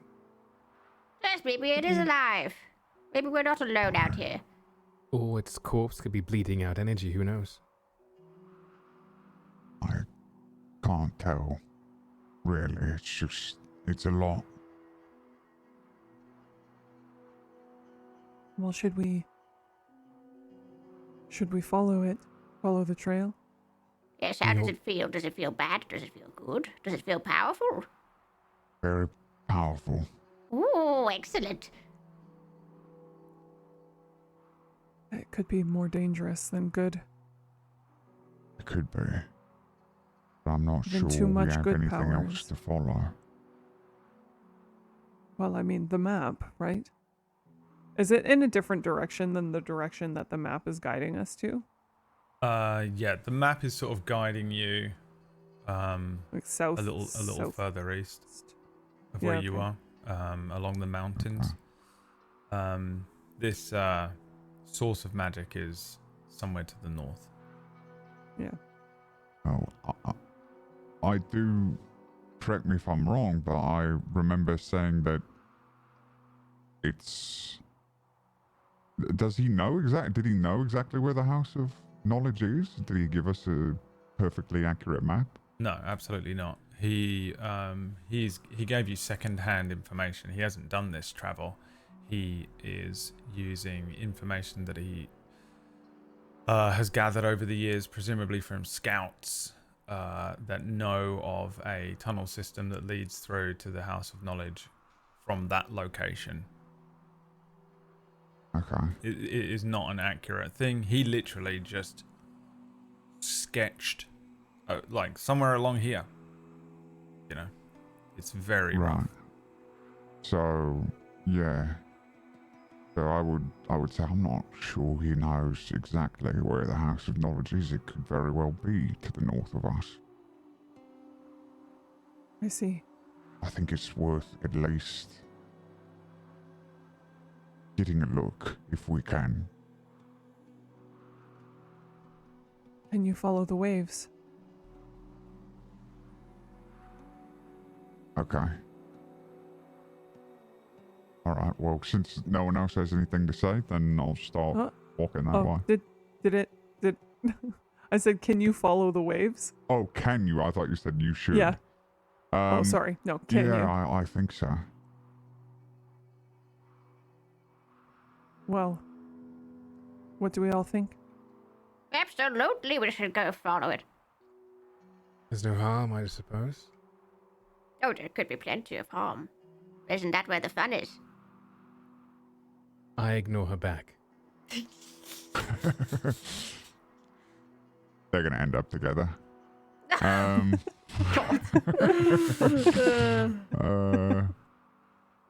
All right, then I say, well, okay, and I'll try to lead us in that direction as best I can. Okay. Yeah, I think you can do this. The travel takes maybe about an hour. The closer you get to this thing, the worse you start to feel. Each of you starts to feel extremely unwell, I think.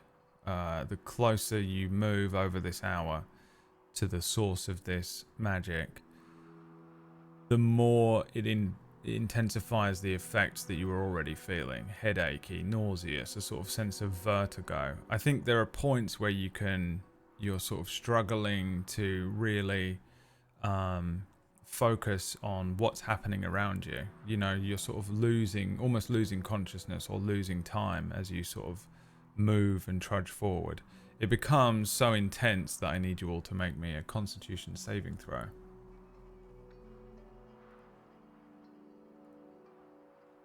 Seven. 15. I got a 9. I got a 16. A 7, a 16, a 15, and a 9. Okay. Jildan and Thrak, roll me a d6. 4. 6. You can taste blood in your mouths. and your insides feel real bad. You take that much necrotic damage. Oh, damn, I thought high was good. Wait, what's Ew. happening? I spit out blood. I don't know, something's wrong. And I think this is the source. Oh, Is it, yes. can I tell if it's the same thing that's been plaguing us Absolutely. for a while now? Yeah. As you progress and just around this point, you crest over a hill and you discover the giant corpse of a condor. Its head is the size of a large manor. Oh, that's cool. Okay. It is its wings spread out across the land, and you realize that you've actually been able to see them for a long time. They just appeared to be a sort of snowy mountain range or a hilly area at first. The flesh from the creature has completely decayed away. There is only a sort of snow-covered skeletal remnant. The hollow eye sockets, as you look over this thing, and when you view them sort of with the naked eye here, they actually begin to sort of vibrate almost. They blur your vision if you focus on it for too long. I think you sort of, again, your senses here are bizarre. Being this close to the remains of the condor requires sort of a tremendous physical and mental focus, because your thoughts just start running wild. There are visions appearing and vanishing, strange sort of mirages and shadows, moments of time skipping as you find yourself a few steps away from where you stood a moment ago. It is a bizarre sensation. I don't know if you've ever been so extremely tired that you will see shadows and it will look like a person almost. It's that kind of weird feeling. You don't quite feel yourself, and you can feel the sense of this thing warping your sort of perspective and making you feel incredibly unwell. Well, sweet dreams. What's going on? What is it? Is that the bird? I would assume so. I don't know. It's dead. It's killing everything. It's killing everything, or something killed it? Well, something killed it, obviously, but now it's killing everything. It's the... Is there anything we can do? This whole land. For how long? Seems like an awfully tall order for 4 folk, but I wonder. DM, looking at the scene in front of me, this fallen angel, is there anything... Am I able to approach it to get closer? Not close enough that Thrak will bark at me, but close enough to see more of the scene. You can certainly try. I attempt to take a step forward. Okay, make me a wisdom saving throw. 1 wisdom saving throw coming right up. A 13. You are able to move forward. It's not like it's creating a sort of a pressure that doesn't allow you to move forward. And you begin to sort of slowly move forward. And I think, again, there's like skipping moments of time where you sort of lose a few moments. It would almost feel like you're losing consciousness, and then you snap back and you realize you've actually walked a little closer than you maybe intended to do. Roll me 3d6. 3d6. 14. I think you realize that your nose is bleeding heavily. You take 14 psychic damage. Okay. He is All right. much closer than the rest of you are. maybe you guys were shouting at him, but he Yeah. stumbled forward for a bit before he sort of comes to his senses somewhat. I think I realize this, and I will try and start backpedaling now. You can do so, Frey. Are there any feathers around of this creature? No. No feathers, All just bones. In that case, I walk back to my party. I'm just stood further back, swaying. How far away are we exactly? From this thing, let's see. Yeah. Did write it down.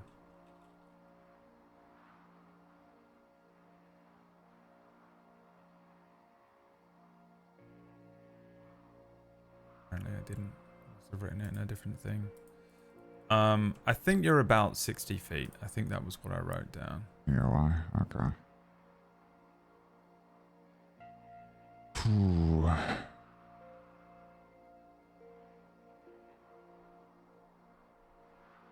Well, there's our proof at least. I think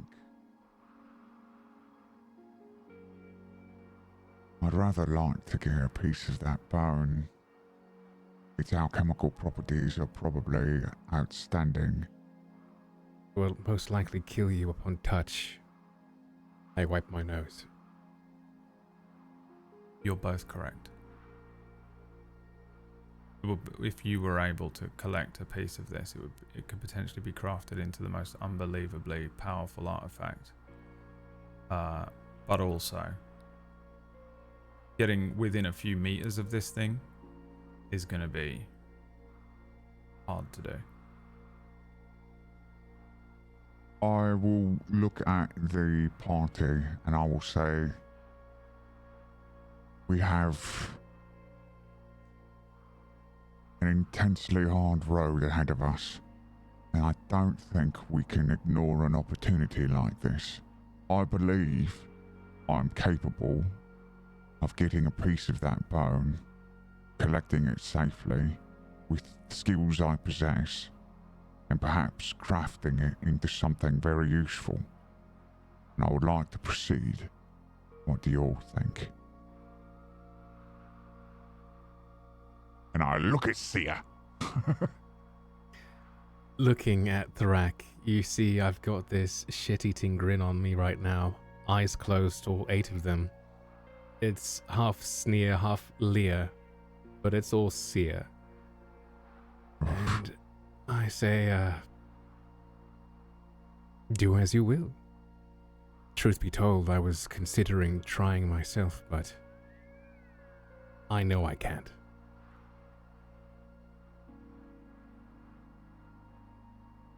I am sort of still swaying, but then after a moment of staring blankly, I come to quickly and my gaze snaps to Thrak and then towards this creature, dead, gigantic skull that we can see. No, you mustn't. We can't do this without you, and there's no way you can do this without surely perishing. I start to look panicked, in fact. This is probably the most panicked you've seen Jordan look. No. You can't go. No. It's too much of a risk. Nope. No. I'll take her by like the shell shoulders. Her shoulders. And I'll say the shoulders. Yes. Thank you.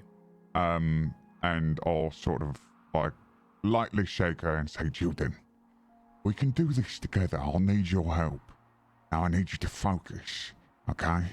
And I need you to cast Absorb Elements. Am I right? And Absorb Elements says it can, does that defend against any kind of damage type? No, I think it's literally just the elemental one. So cold, fire, acid, and lightning, I think. Oh, acid, cold, fire, lightning, and thunder. Okay, never mind then. I don't say that, and instead, I say I will need everyone's help for this. and I'll put one hand over to Cirrus, and I'll say, Cirrus, is there a way that you could bolster me against this psychic damage? Well, I think that I could do something. I don't think I have anything that can completely keep you safe, but I can do my best. No, it's not worth it. If you die, then we'll just be left here, the three of us, and all of these dead gods everywhere. You can't do it. No, you can't just leave us like this. It's I not am worth it. curious, though. You know that shell dome that we have? Could that protect us for the time being? I don't know if it protects from elements or anything like that. Says,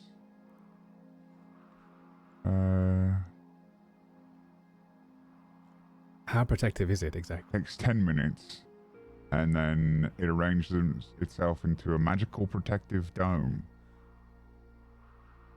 It accommodates 6 creatures. No spells or other magical effects can penetrate or be cast through this magical barrier. So yes, I would imagine. What do you think, DM? I think you'd have to try it. Okay. I think that we would probably think that, or sorry, I would say I think that might work. That's the only thing I can offer you is that idea. I don't know if I can help otherwise. I think it's worth a try. I think this could help us. Are you sure? Yes, I think that if we put the dome down, Cirrus, you have, I've noticed some sort of spell you've cast on myself and Jordan that helps bolster us against attacks in some way. She does. And I don't have to get too close because I can use my magics to potentially get this piece without touching it. Oh, yes, you have to be able to see each other, I think, few arms lengths, but we could do that. Okay, so what I'm proposing is we set up the shelter here to give us a respite from this sort of attack that's coming from the corpse of this angel. Then we gather our strength. At least one of you comes outside so that Cirrus can cast a spell that benefits us and protects me. I get a bit closer and use my magics to attempt to get a piece of this creature. We secure it in, I don't know, a piece of cloth or something, put it in the bag of holding, and I might be able to study it later and use it to make a weapon or potion or something very powerful that could help us get through this insurmountable task we have before us. How very blasphemous.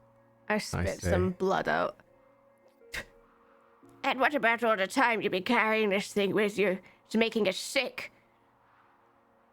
We're just going to be sick until you can figure out if it's useful to us. We could store it outside every night while we rest inside the shelter. And for what are you one. going to do when we're being attacked by all of these frozen creatures? You're just going to throw it far away and hope it doesn't affect us? I'm no arcanist, but a bag of holding does store things in another dimension. It shouldn't affect us from there. Yes, I would know that. I know that. Everybody But- should know that. But, Thrak, every time you touch it, every time you test it, I don't have to touch it. Yes, but even opening the bag, would it not? Yes, it might be dangerous, but again, I think that this could be worth the trouble. There are precautions I can take.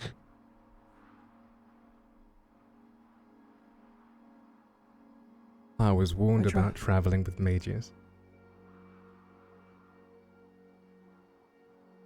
Thrak, I trust you.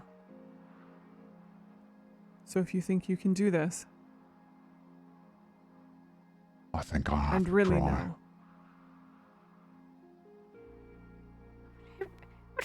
No, you don't. You don't have. What do you mean? Children, She just looks like desperate. Like, stop. And think about what we are faced with here. We have to put our lives at risk if we want to be successful. If we want to save everyone. I've been putting my You life at understand risk that? this whole time. What do you think we've been doing here? And my life has been nothing but at risk since meeting you from day one. And still, Yes. But this is a clear potential reward that could help us complete our task.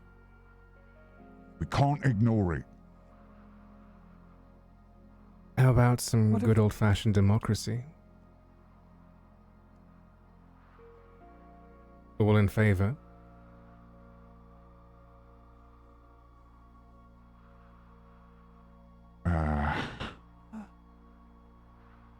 I squint my eyes at Sia and reluctantly raise my hand as well.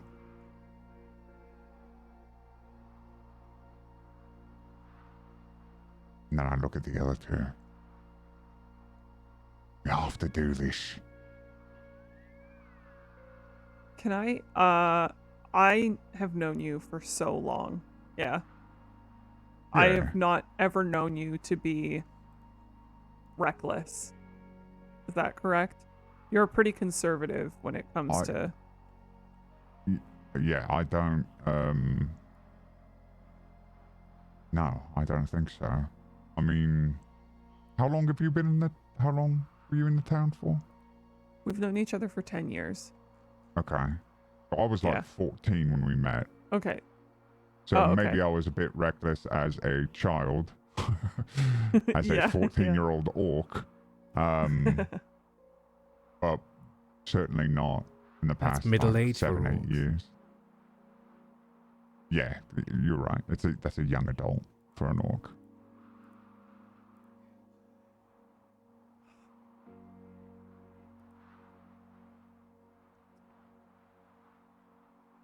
I feel uncomfortable. I'm sorry, Jildan. More than I think Thrak is right, I think I should trust him as Quura. He's part of us for a reason. If we were meant to come to this place and Thrak was with us, then it stands to reason that he would always come to this determination, and perhaps that's what he's supposed to do. I raise my hand. I look at Jildan and I'll put my hand down and walk up to her and I say, listen, there's gonna be times where we have to do things like this. It's the only way. But I need you to be alright with that. If you say no, I won't do it. But I need you to say yes. And I've got like my hand on her shoulder. Her shoulder. I'm just looking up at this skull, and you see what is just pure fear at this point. That's all this is. It's fear.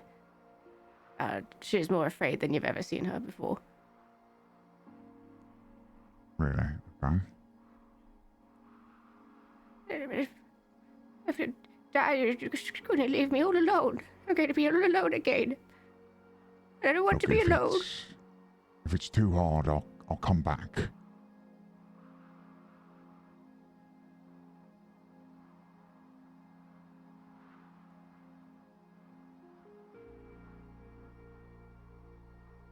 I look down and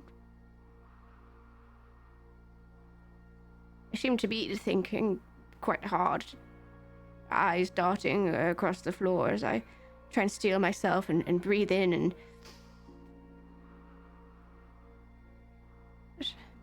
it's for the good, it's for the greater good, it's for the good. Maybe it's the only way, it's the only way. It's fine.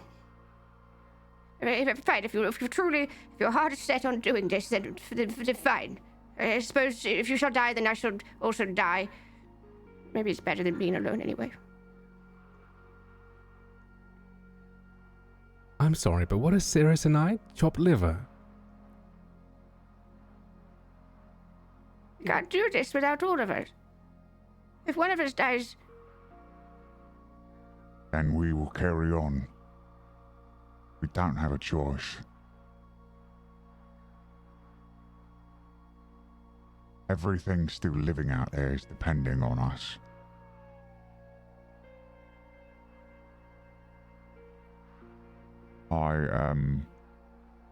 I gesture for her to, because I think you're carrying the sheltering pole. I gesture. Yeah.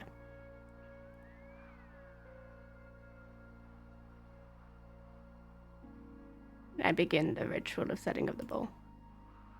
Alright.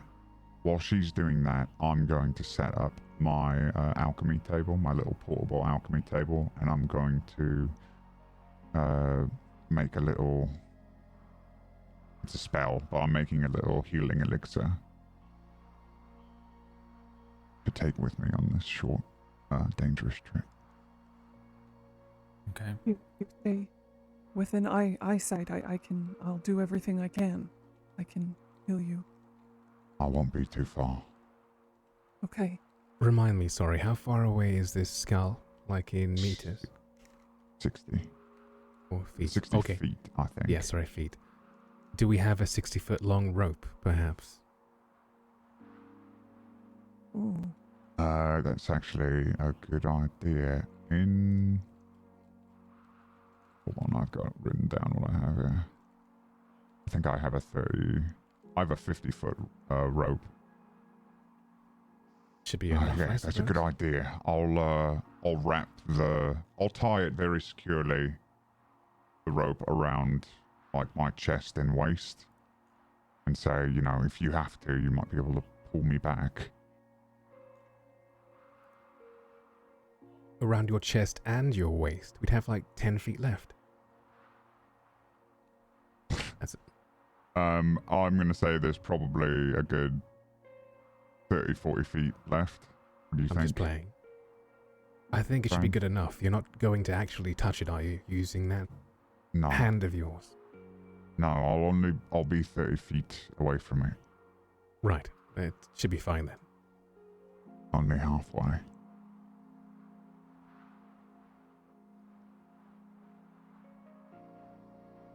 All right.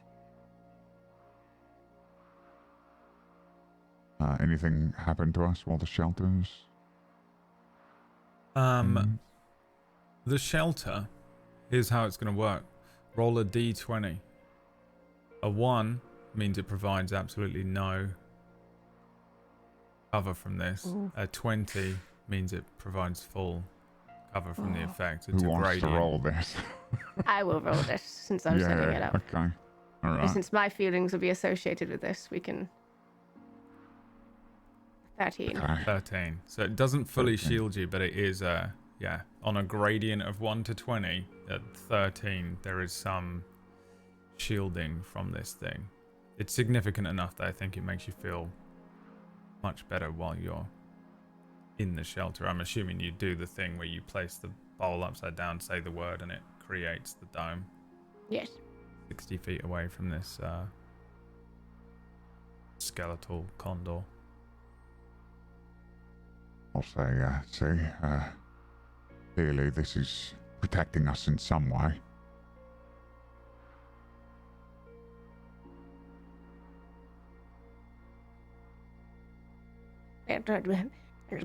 Go on then, get on with it. If you're going to do it, you might as well just do it, I suppose. Would I have had a time for a short rest? I don't think so. I mean, you can figure that out amongst yourselves, but no, I don't think so. I mean, it's been almost basically as long as it's been since you got here, which is about 20 minutes. Alright. No worries. I'm not sure if they want to rest before they go, but I'm not going to ask. I don't think Seer is going to ask. So, I shall just watch. When you're ready, you'll tell me. It will only last for a short while. 10 minutes or so. I'm ready. I can... After I've tied the rope around me, I say, I'm ready. I take the lead. Oh, well, take the end of the rope. Sorry. Alright, I will do two things. First, I will cast Emboldening Bond, so that allows anyone within 30 feet of us that we can see. Magical Bond for 10 minutes. You get to roll a d4 and add the number rolled to an attack roll, ability check, or saving throw.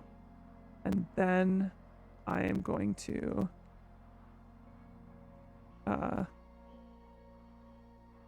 ooh.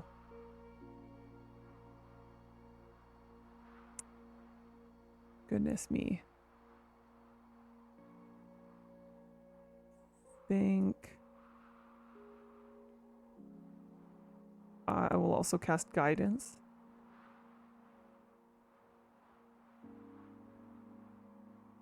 On Thrak.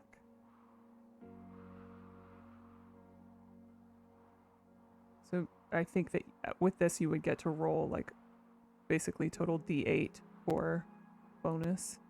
This only lasts for 1 minute and it's a touch spell. Oh yeah, you're right. Oh, it like holds while I'm touching, only while I'm touching. Okay, got it. You cast it, but you have to touch them. It casts it, and then a minute later it will drop. So you'd have to I keep see. recasting it. Yeah. Okay. Well, yeah, I would. Dang. I think you do it, and You then can have it for you the- say you have 1 minute, and then I'll Yeah, just go yeah. the second you do Yeah. it. Okay. Yeah. Before she does that, though, can I discern from here if there are like pieces of this skull scattered about? Is there like a bone? Could I tell from here? Is there like a small bone that I could take easily, or do I need to like crack this thing open? Yeah, give me an investigation check. I guess with disadvantage because you're far away. Yeah, makes sense.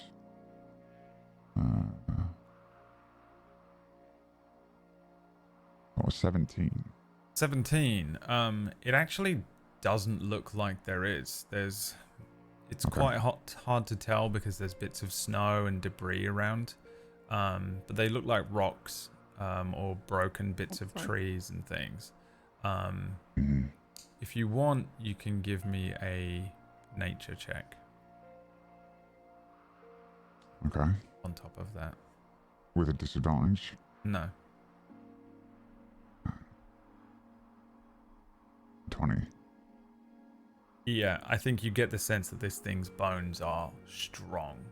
Not only is it huge, and you know, if you were able to find some of the small bones, like on a condor, there's probably small bones all over the place. Even those things are probably quite large at the scale of what this thing looks to be, size-wise. You get the sense that the bones of this thing are probably going to be significantly harder and more dense than you might find on sort of like an average creature or yourselves.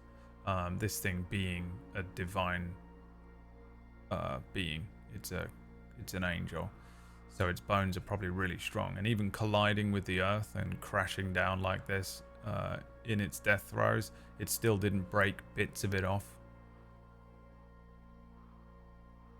So Okay. there's no like little bits of bone around. You're gonna have to get over there and figure out a way to either find one or chip a piece off. Okay.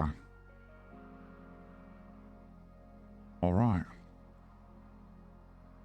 I Before you nod to go, her. sorry. Yeah, go ahead. I'm also going to cast Beacon of Hope on you, just in case I need to heal you, and then you get like maximum. You only get one concentration spell, so you'll have to choose between that and guidance, I think. And is the other one concentration as well? Sanctuary. Oh, is sorry, I didn't mean to it was an accidental click, the sanctuary one. Emboldening Bond is an ability, so I don't think it's a spell. So it No, doesn't it's need not. concentration. Guidance and Fine. Beacon of Hope are, so you have to pick one. Yeah. Okay.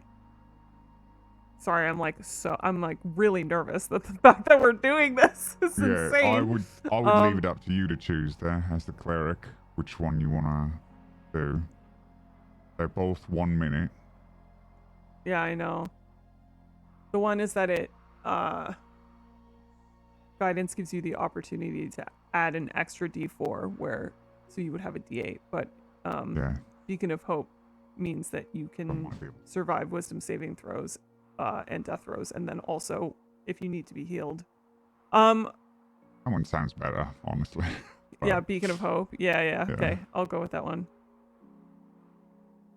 A little bit of table talk there, because I'm pretty sure I'm Sorry. about to die. Yeah, this is Okay. Sometimes yeah. table Just talk is walk just into- the universal translator that we're using. Yeah. You know what I mean? Yeah. Like Yeah. they're talking in character and it's coming through to In us. as character, I'm like, D&D what sort of action mechanics. spell do you think would do best? Yeah. Yeah. She's There's like, a "Well, the Beacon of universal Hope." translator for common as well. There's no way you guys are speaking English. You know what I mean? Yeah. Like Yeah. everything Yeah. is coming through a weird table story translation device. Old English, probably. Oh yeah, that's Yeah. what it is. Old. From England. Yeah, you're about to walk into the No, the malt reactor, liquor. so I really want to set you up as much as I can. Yeah.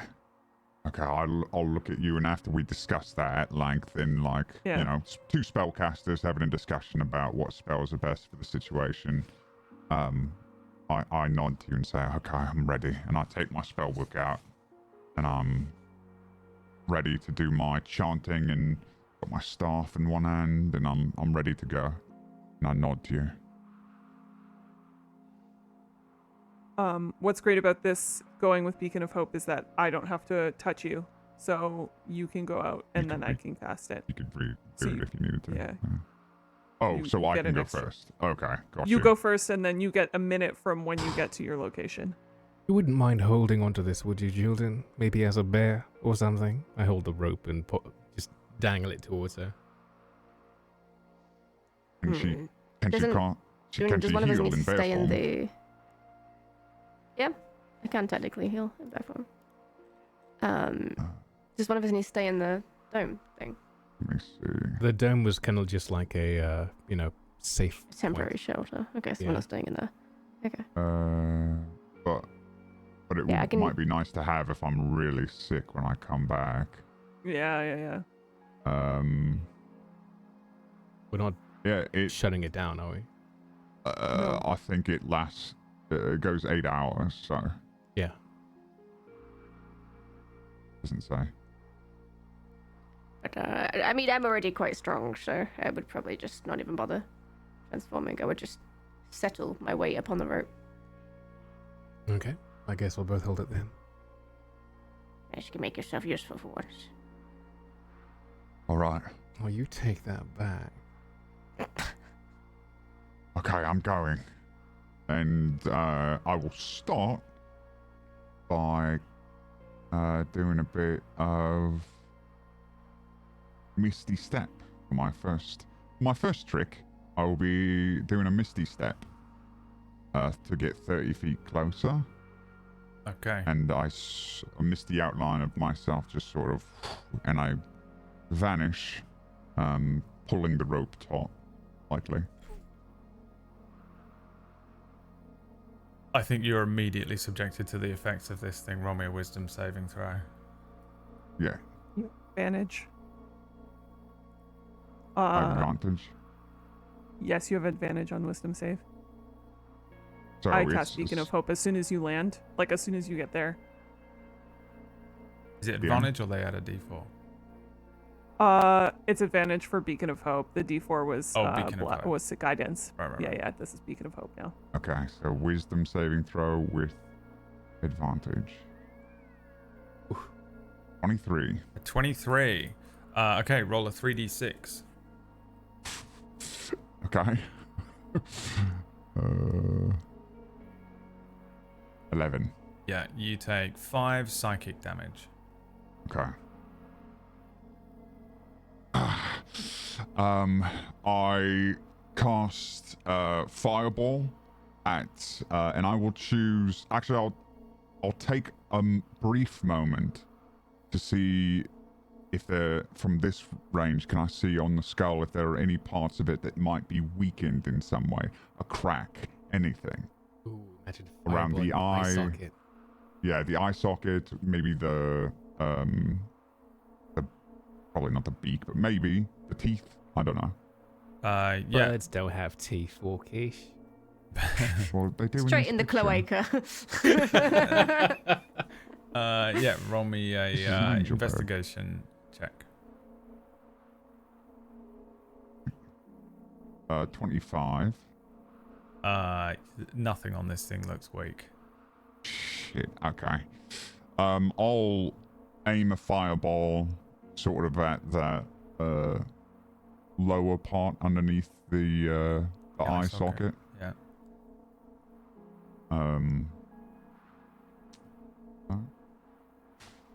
Fireball.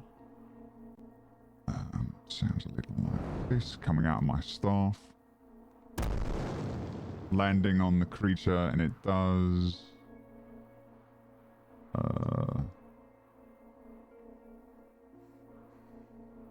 34 fire damage.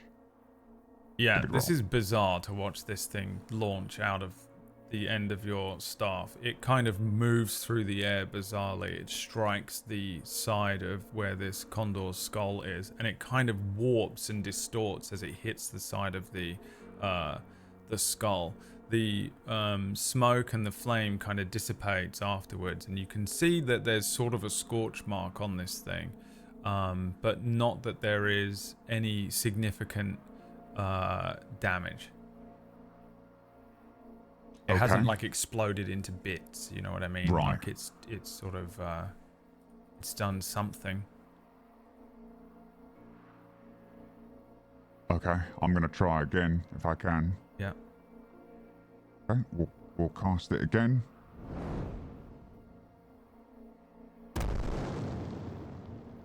Give me the damage.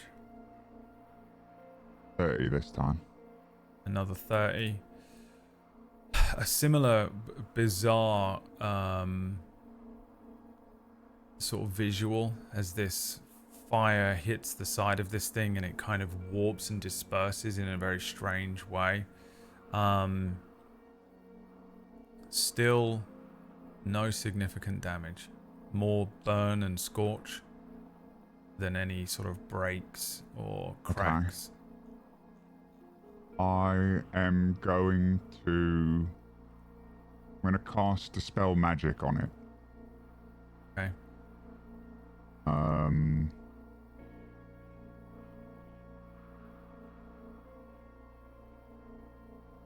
What could have killed a thing like this?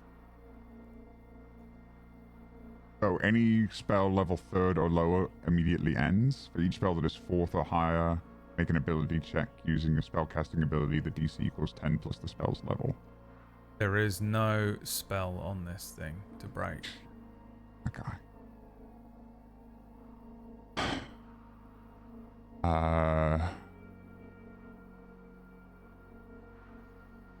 I guess I'll go for I'm out of high level spells. I guess I'll go for I'll try Cloud of Daggers.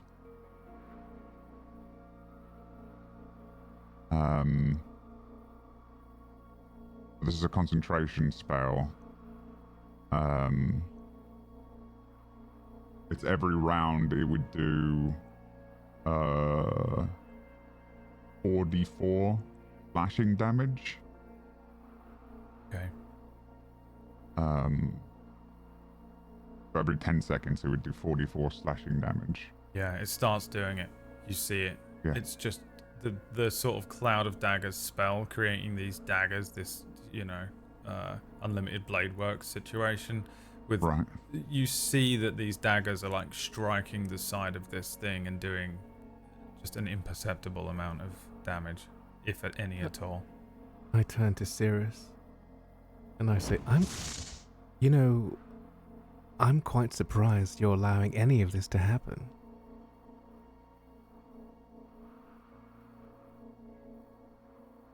Don't answer.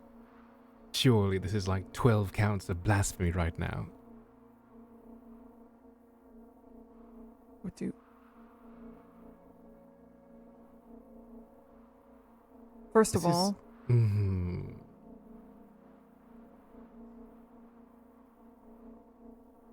it's not my angel. Second of all, it's killing everything.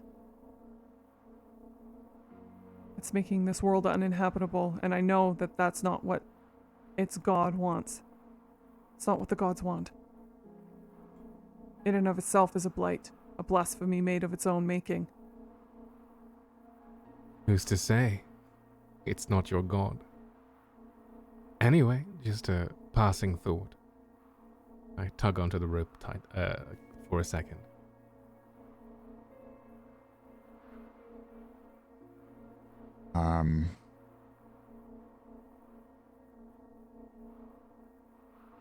I will do...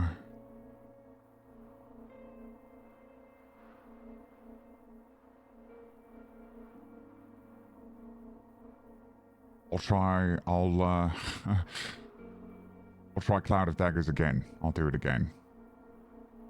Same thing. Yeah. Do you want to make me an investigation check? Sure.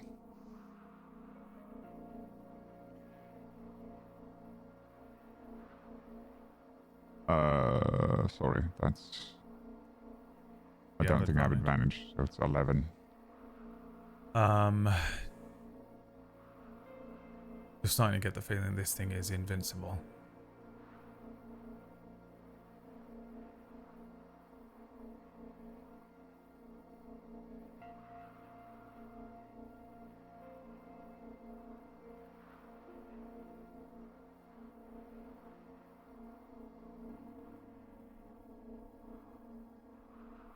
And, so from where I can see, it's fully intact. Nothing I've done has done any sort of damage to it. And it's... and there's no bits. Roll me a perception check. Okay. 16. There is one piece of this thing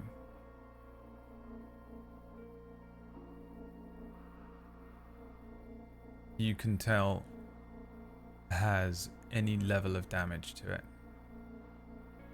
It is on the underside of its beak, and you just catch it from the angle that you're at, just being close enough. You get the sense that this looks like the type of damage that something might take if it was struck by something else. It's definitely nothing that you've done. What you've done, you've thrown, about 60, a few probably. 44s in there. You've probably done about at least 100 damage or something. 72. I've done 82 damage to it. Absolutely nothing. Not even a scratch. However, this thing does have damage to the underside of its beak. If there is going to be any hope of you of getting anything off of this thing or finding a small shard of it, it's probably there.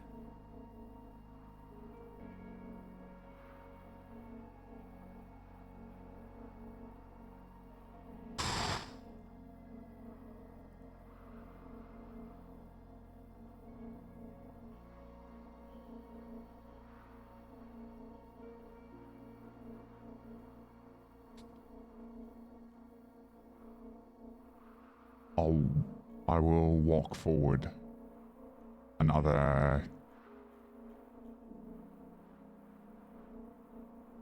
10 feet and see if I can see anything.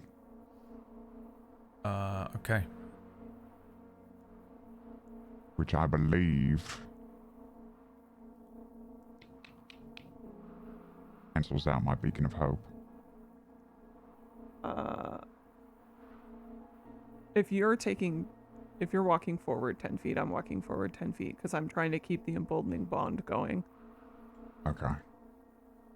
Okay. Cirrus, make me a wisdom saving throw.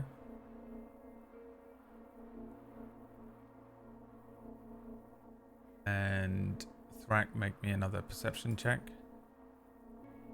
27, nat 20. At 27, roll me 3d6 and take half of that as psychic damage. Gonna have to take a con save as well for the spell. And you're gonna have to hold the concentration on your spell, yeah. Thanks, Myre. Sorry, I'm taking half of that. Yes. Yeah, so 6. So you round down. Thank you.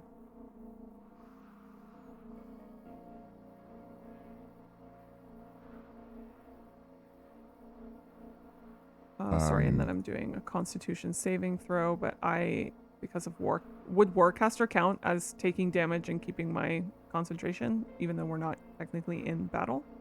You're taking I think damage. so, right? Yeah. Yeah, okay. So then I have advantage. Oh,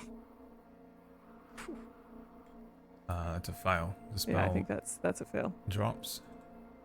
Beacon of Hope drops. What are But they doing? we still have the emboldening bond, which is the D4 roll. Right. So you told me to do an investigation, right? Perception. Oh, sorry, I rolled the wrong thing. Action. 8. You're too Think far that away. I'm okay. Stop getting so close! Come back! This wasn't the plan. Too far, Thrak. I've almost got it. Just a little closer. And I'll take a few steps closer. Okay.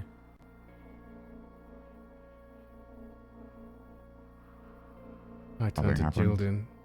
Are you not going to heal the man? How far away is he at this point? Probably like 45 feet away from you, if you haven't moved.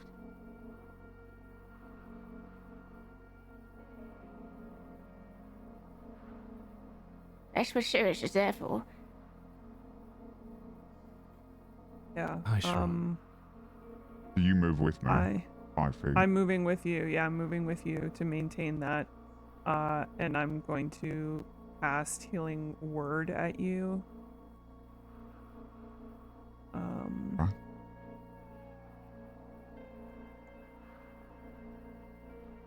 For 7 healing. And I will cast it Right. on myself as well. For 8, 9. Okay. If I get any closer, I'm pulling this rope. I'm pulling it back. This has gone on for too long. This is folly. So I don't notice anything this close? No. You can probably get a little closer.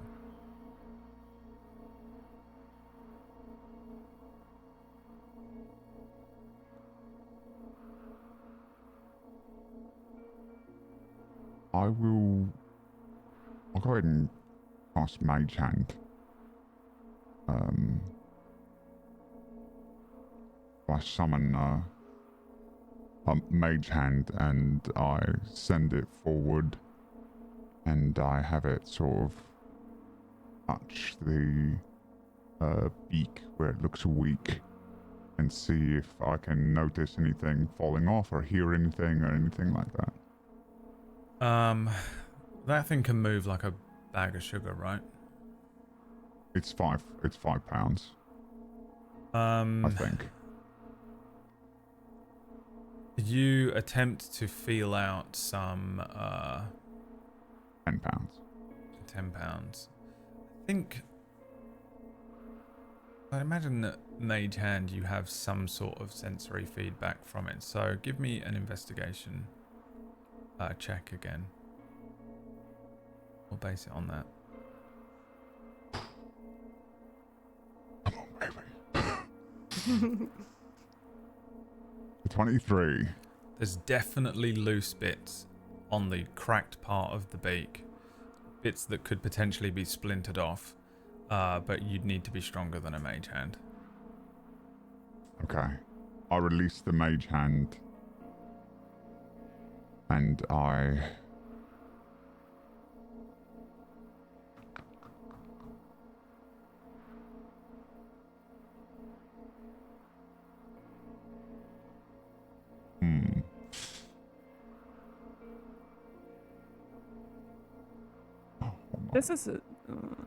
This is like an undead creature, yeah? Basically. No, it's fully dead. No, it's fully dead. Dead creature. It's a dead creature. Sorry, yeah. So I suppose radiant damage wouldn't have any extra oomph to it. No. A radiant damage doesn't always guarantee extra damage to undeads anyway. Yeah. It's unfortunately not as black and white as Final Fantasy. You know, where you just find the opposite element or whatever. It definitely works on some of them.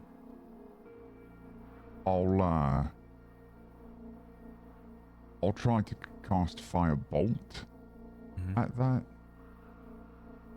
specific spot and see if that does anything. Yeah.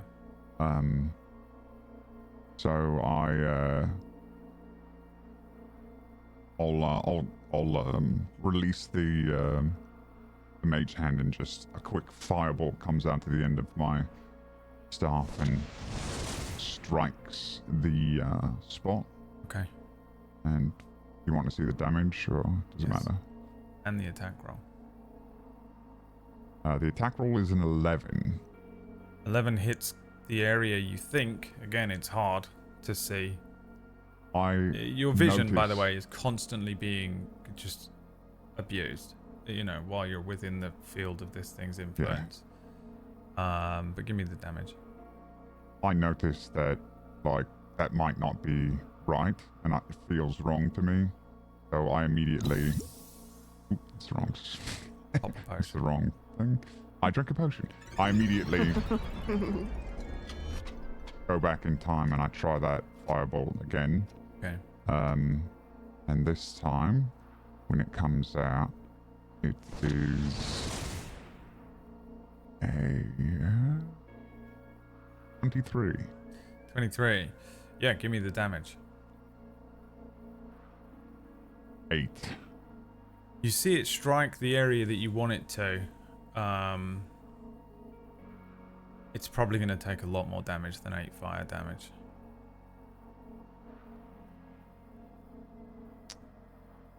Okay. I think I'm making progress. And I... Just give me a minute and I will sit down. And I will attempt to... This is insane. I will attempt to do some arcane recovery. Okay. So I'm studying my spell book. I can do this once per day, but I have to finish a short rest in order to do it. So I'm assuming that I'm going to have to sit here for what, like 20 minutes? Isn't a short rest like an hour or more? A short rest is an hour, yeah. Oh, it's an hour. Yeah, you'll definitely die. Okay, never mind. Not going to do that. All right. Thank you for the warning, GM. You will definitely die. Can I saw the thing that he was shooting at, right? Like that direction. I saw where it hit. Yeah. I am going to cast Guiding Bolt towards that. Okay.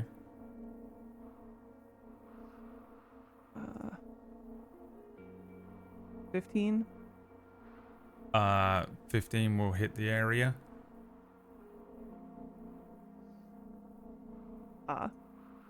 Where's the damage? Oh, okay.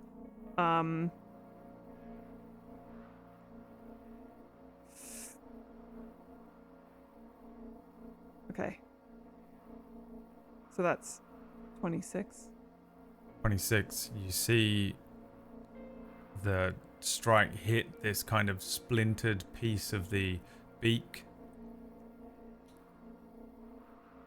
Doesn't seem to break a piece off of it. Yeah.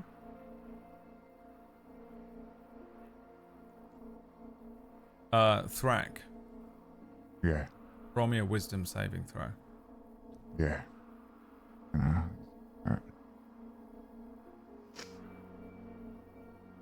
22.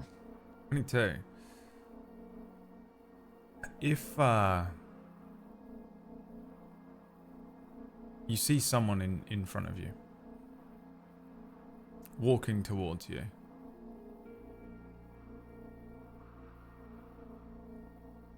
it Who are you? is an orc, and they look very similar to you, a little older. The clothes of your tribe, some tattoos and scarification, and then they're gone. Cirrus, make me a wisdom saving throw.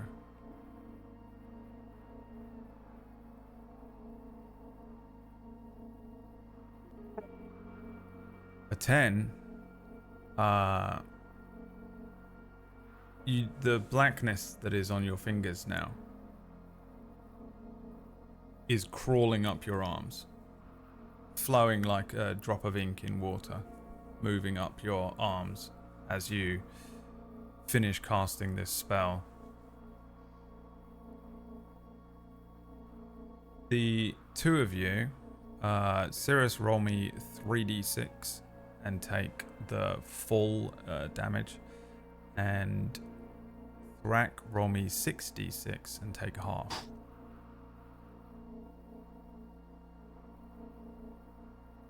I think I got a little lucky with that roll, maybe. Just a bit.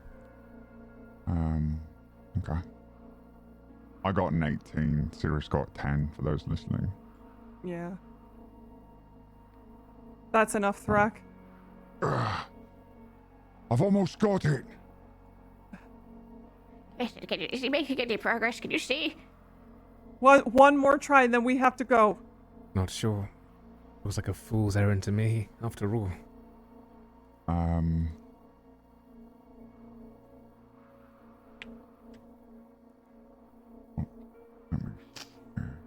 I will cast. Yeah.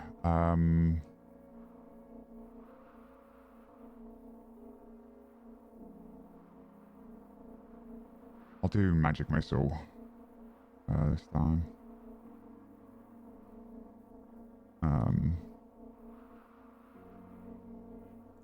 So magic missile. 3 darts come out of the tip of my staff, and they do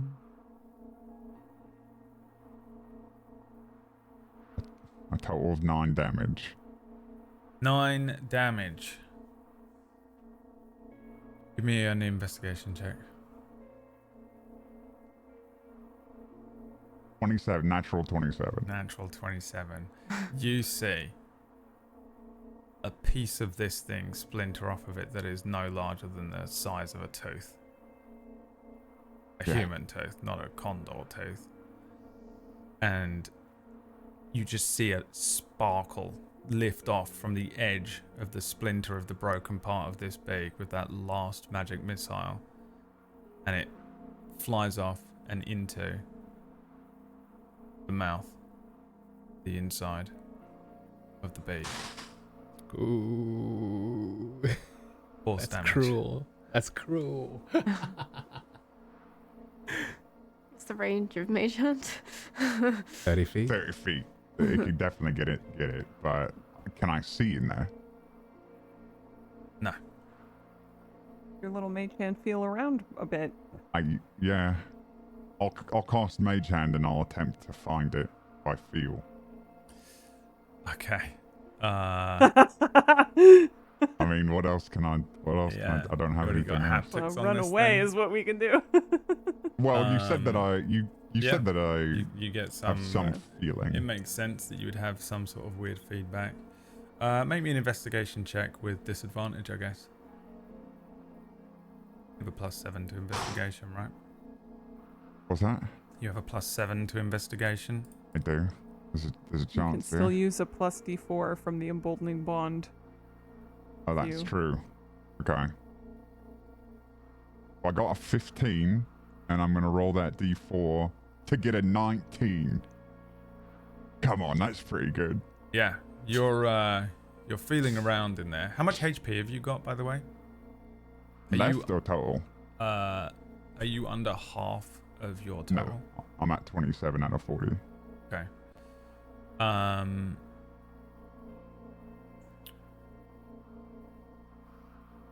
You're Speaking feeling of around which, in there. As you're feeling around, how does this feel to you? Does it feel like it's just another hand of yours, or is it more of a sort of, I don't know, are you sort of sensing some sort of weird You know info?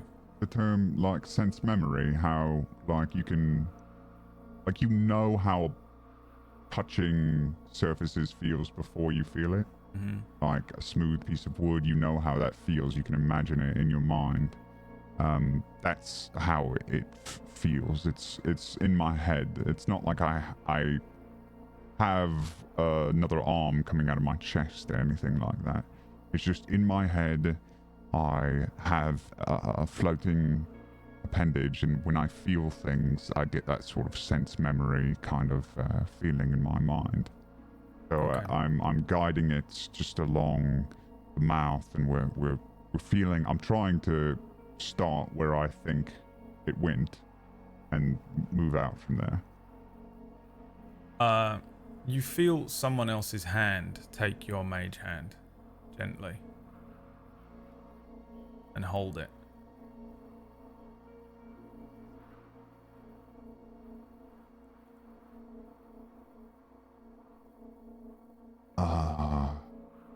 Who are you?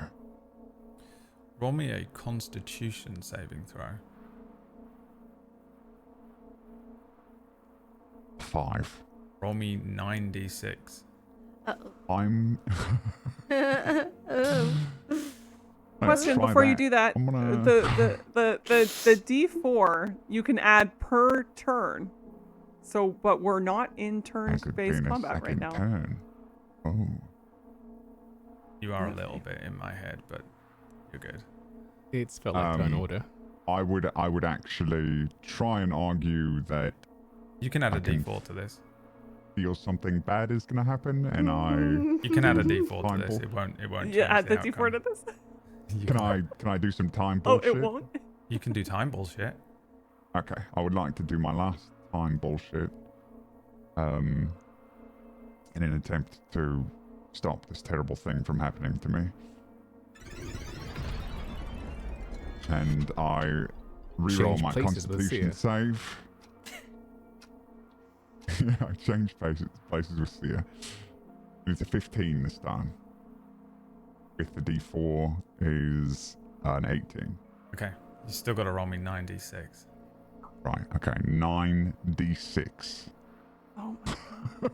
Okay, I have to type this one out. Roll 9d6.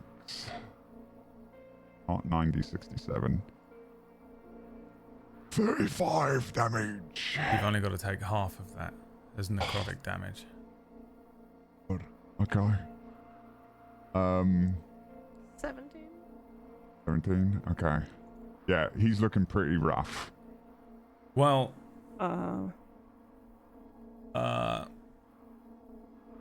The mage hand has recovered what you think to be the thing that you're feeling. For the rest of you, he has stumbled forward like 3 or 4 feet. Thrak, you're not even aware that you've done that. Right. You're just lost. The mage hand is holding on to this thing. But it's burning the mage hand to hold on to. And you can feel it as if it was burning your own hand. Okay. Does it feel as though it's going to harm me? Would I know that? Or is it I just don't pain? think you would know. You can I just wouldn't know. you're able to sense through this mage hand, so you can feel that this thing is immense in its He power. did take the bag of holding with him, didn't he? I saved it for him. Heal you for 8. I wasn't paying any attention. Okay.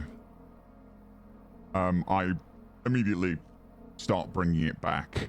And if I can, and if I've stumbled forward again, I believe I'm only like maybe 15 feet away from this thing. So I would bring it back as quickly as I can, and I have the knapsack of holding.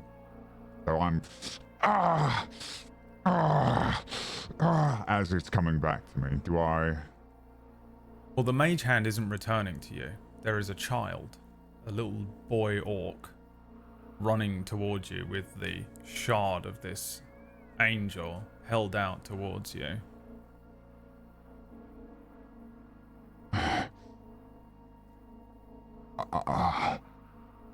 But I was retrieving my mage hand, and instead of the mage hand, this comes out. I mean, yeah, this is. I mean, Does this it boy feel is like I bringing have it some to sort of you. agency over it? We now have Mage Child. It is mage child. Yeah. Then I don't know if I'd really be connecting the two things. I'd still be like giving the mage hand commands to.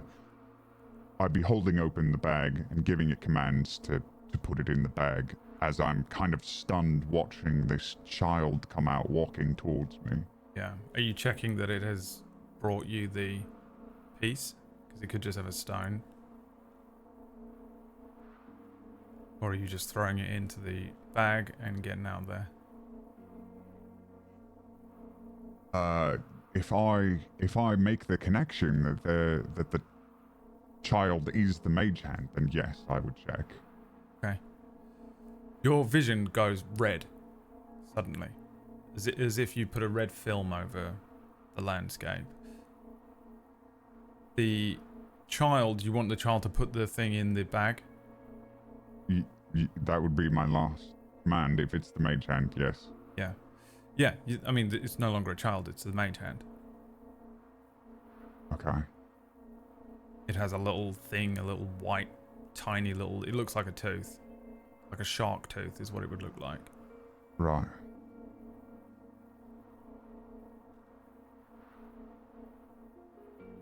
Okay, I mean, I would seal it up, close the bag. It goes in the bag? Is my vision still... Yes. I turn around and I try to make my way back to my... I tie it to my belt and wave. I got it! Pull him back! And I immediately stop pulling the rope You're just gonna as drag hard him. as I can. Yeah. I'm gonna Cirrus. walk backwards. I'm gonna walk backwards as he's like coming up so I can still keep an eye on him, but I'm moving back as well. Okay. I think once he gets within 30 feet, I'm going to let go of the rope. I'm then going to sprint towards him. I'm going to use my Step of the Wind, burning a key point. I'm going to try and fireman carry him, and then use my action to run back. I have enough speed to be able to do this. Yeah. All three of you need to make me wisdom saving throws. Okay.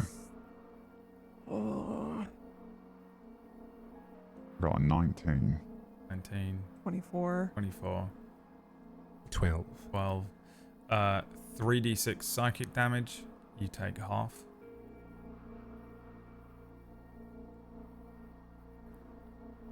I'm taking 8 damage. Am I Pretty taking much half as negating well? The heal. Yes, you've all got to take half.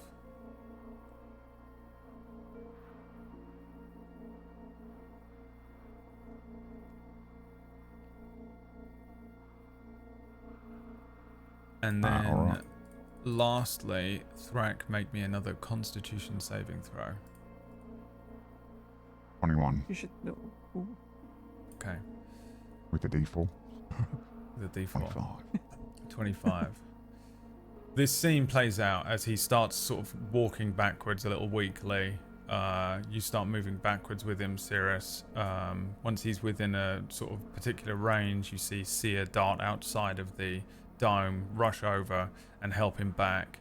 The 4 of you collapse into the dome, I would presume. And when you look at Thrak, he is bleeding from his nose, his mouth, his ears, and his eyes. Ooh.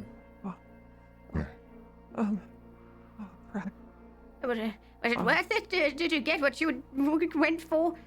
I got it. I I got cast it. Cure Wounds on you. I'll also take my potion in my hands, sort of shaking a little bit, and I'll drink my potion as well.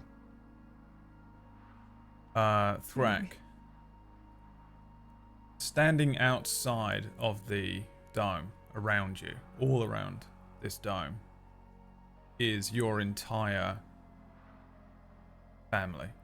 And when I say your entire family, I mean every member of your bloodline that has ever existed. All of them looking in and watching this happen. And then you pass out.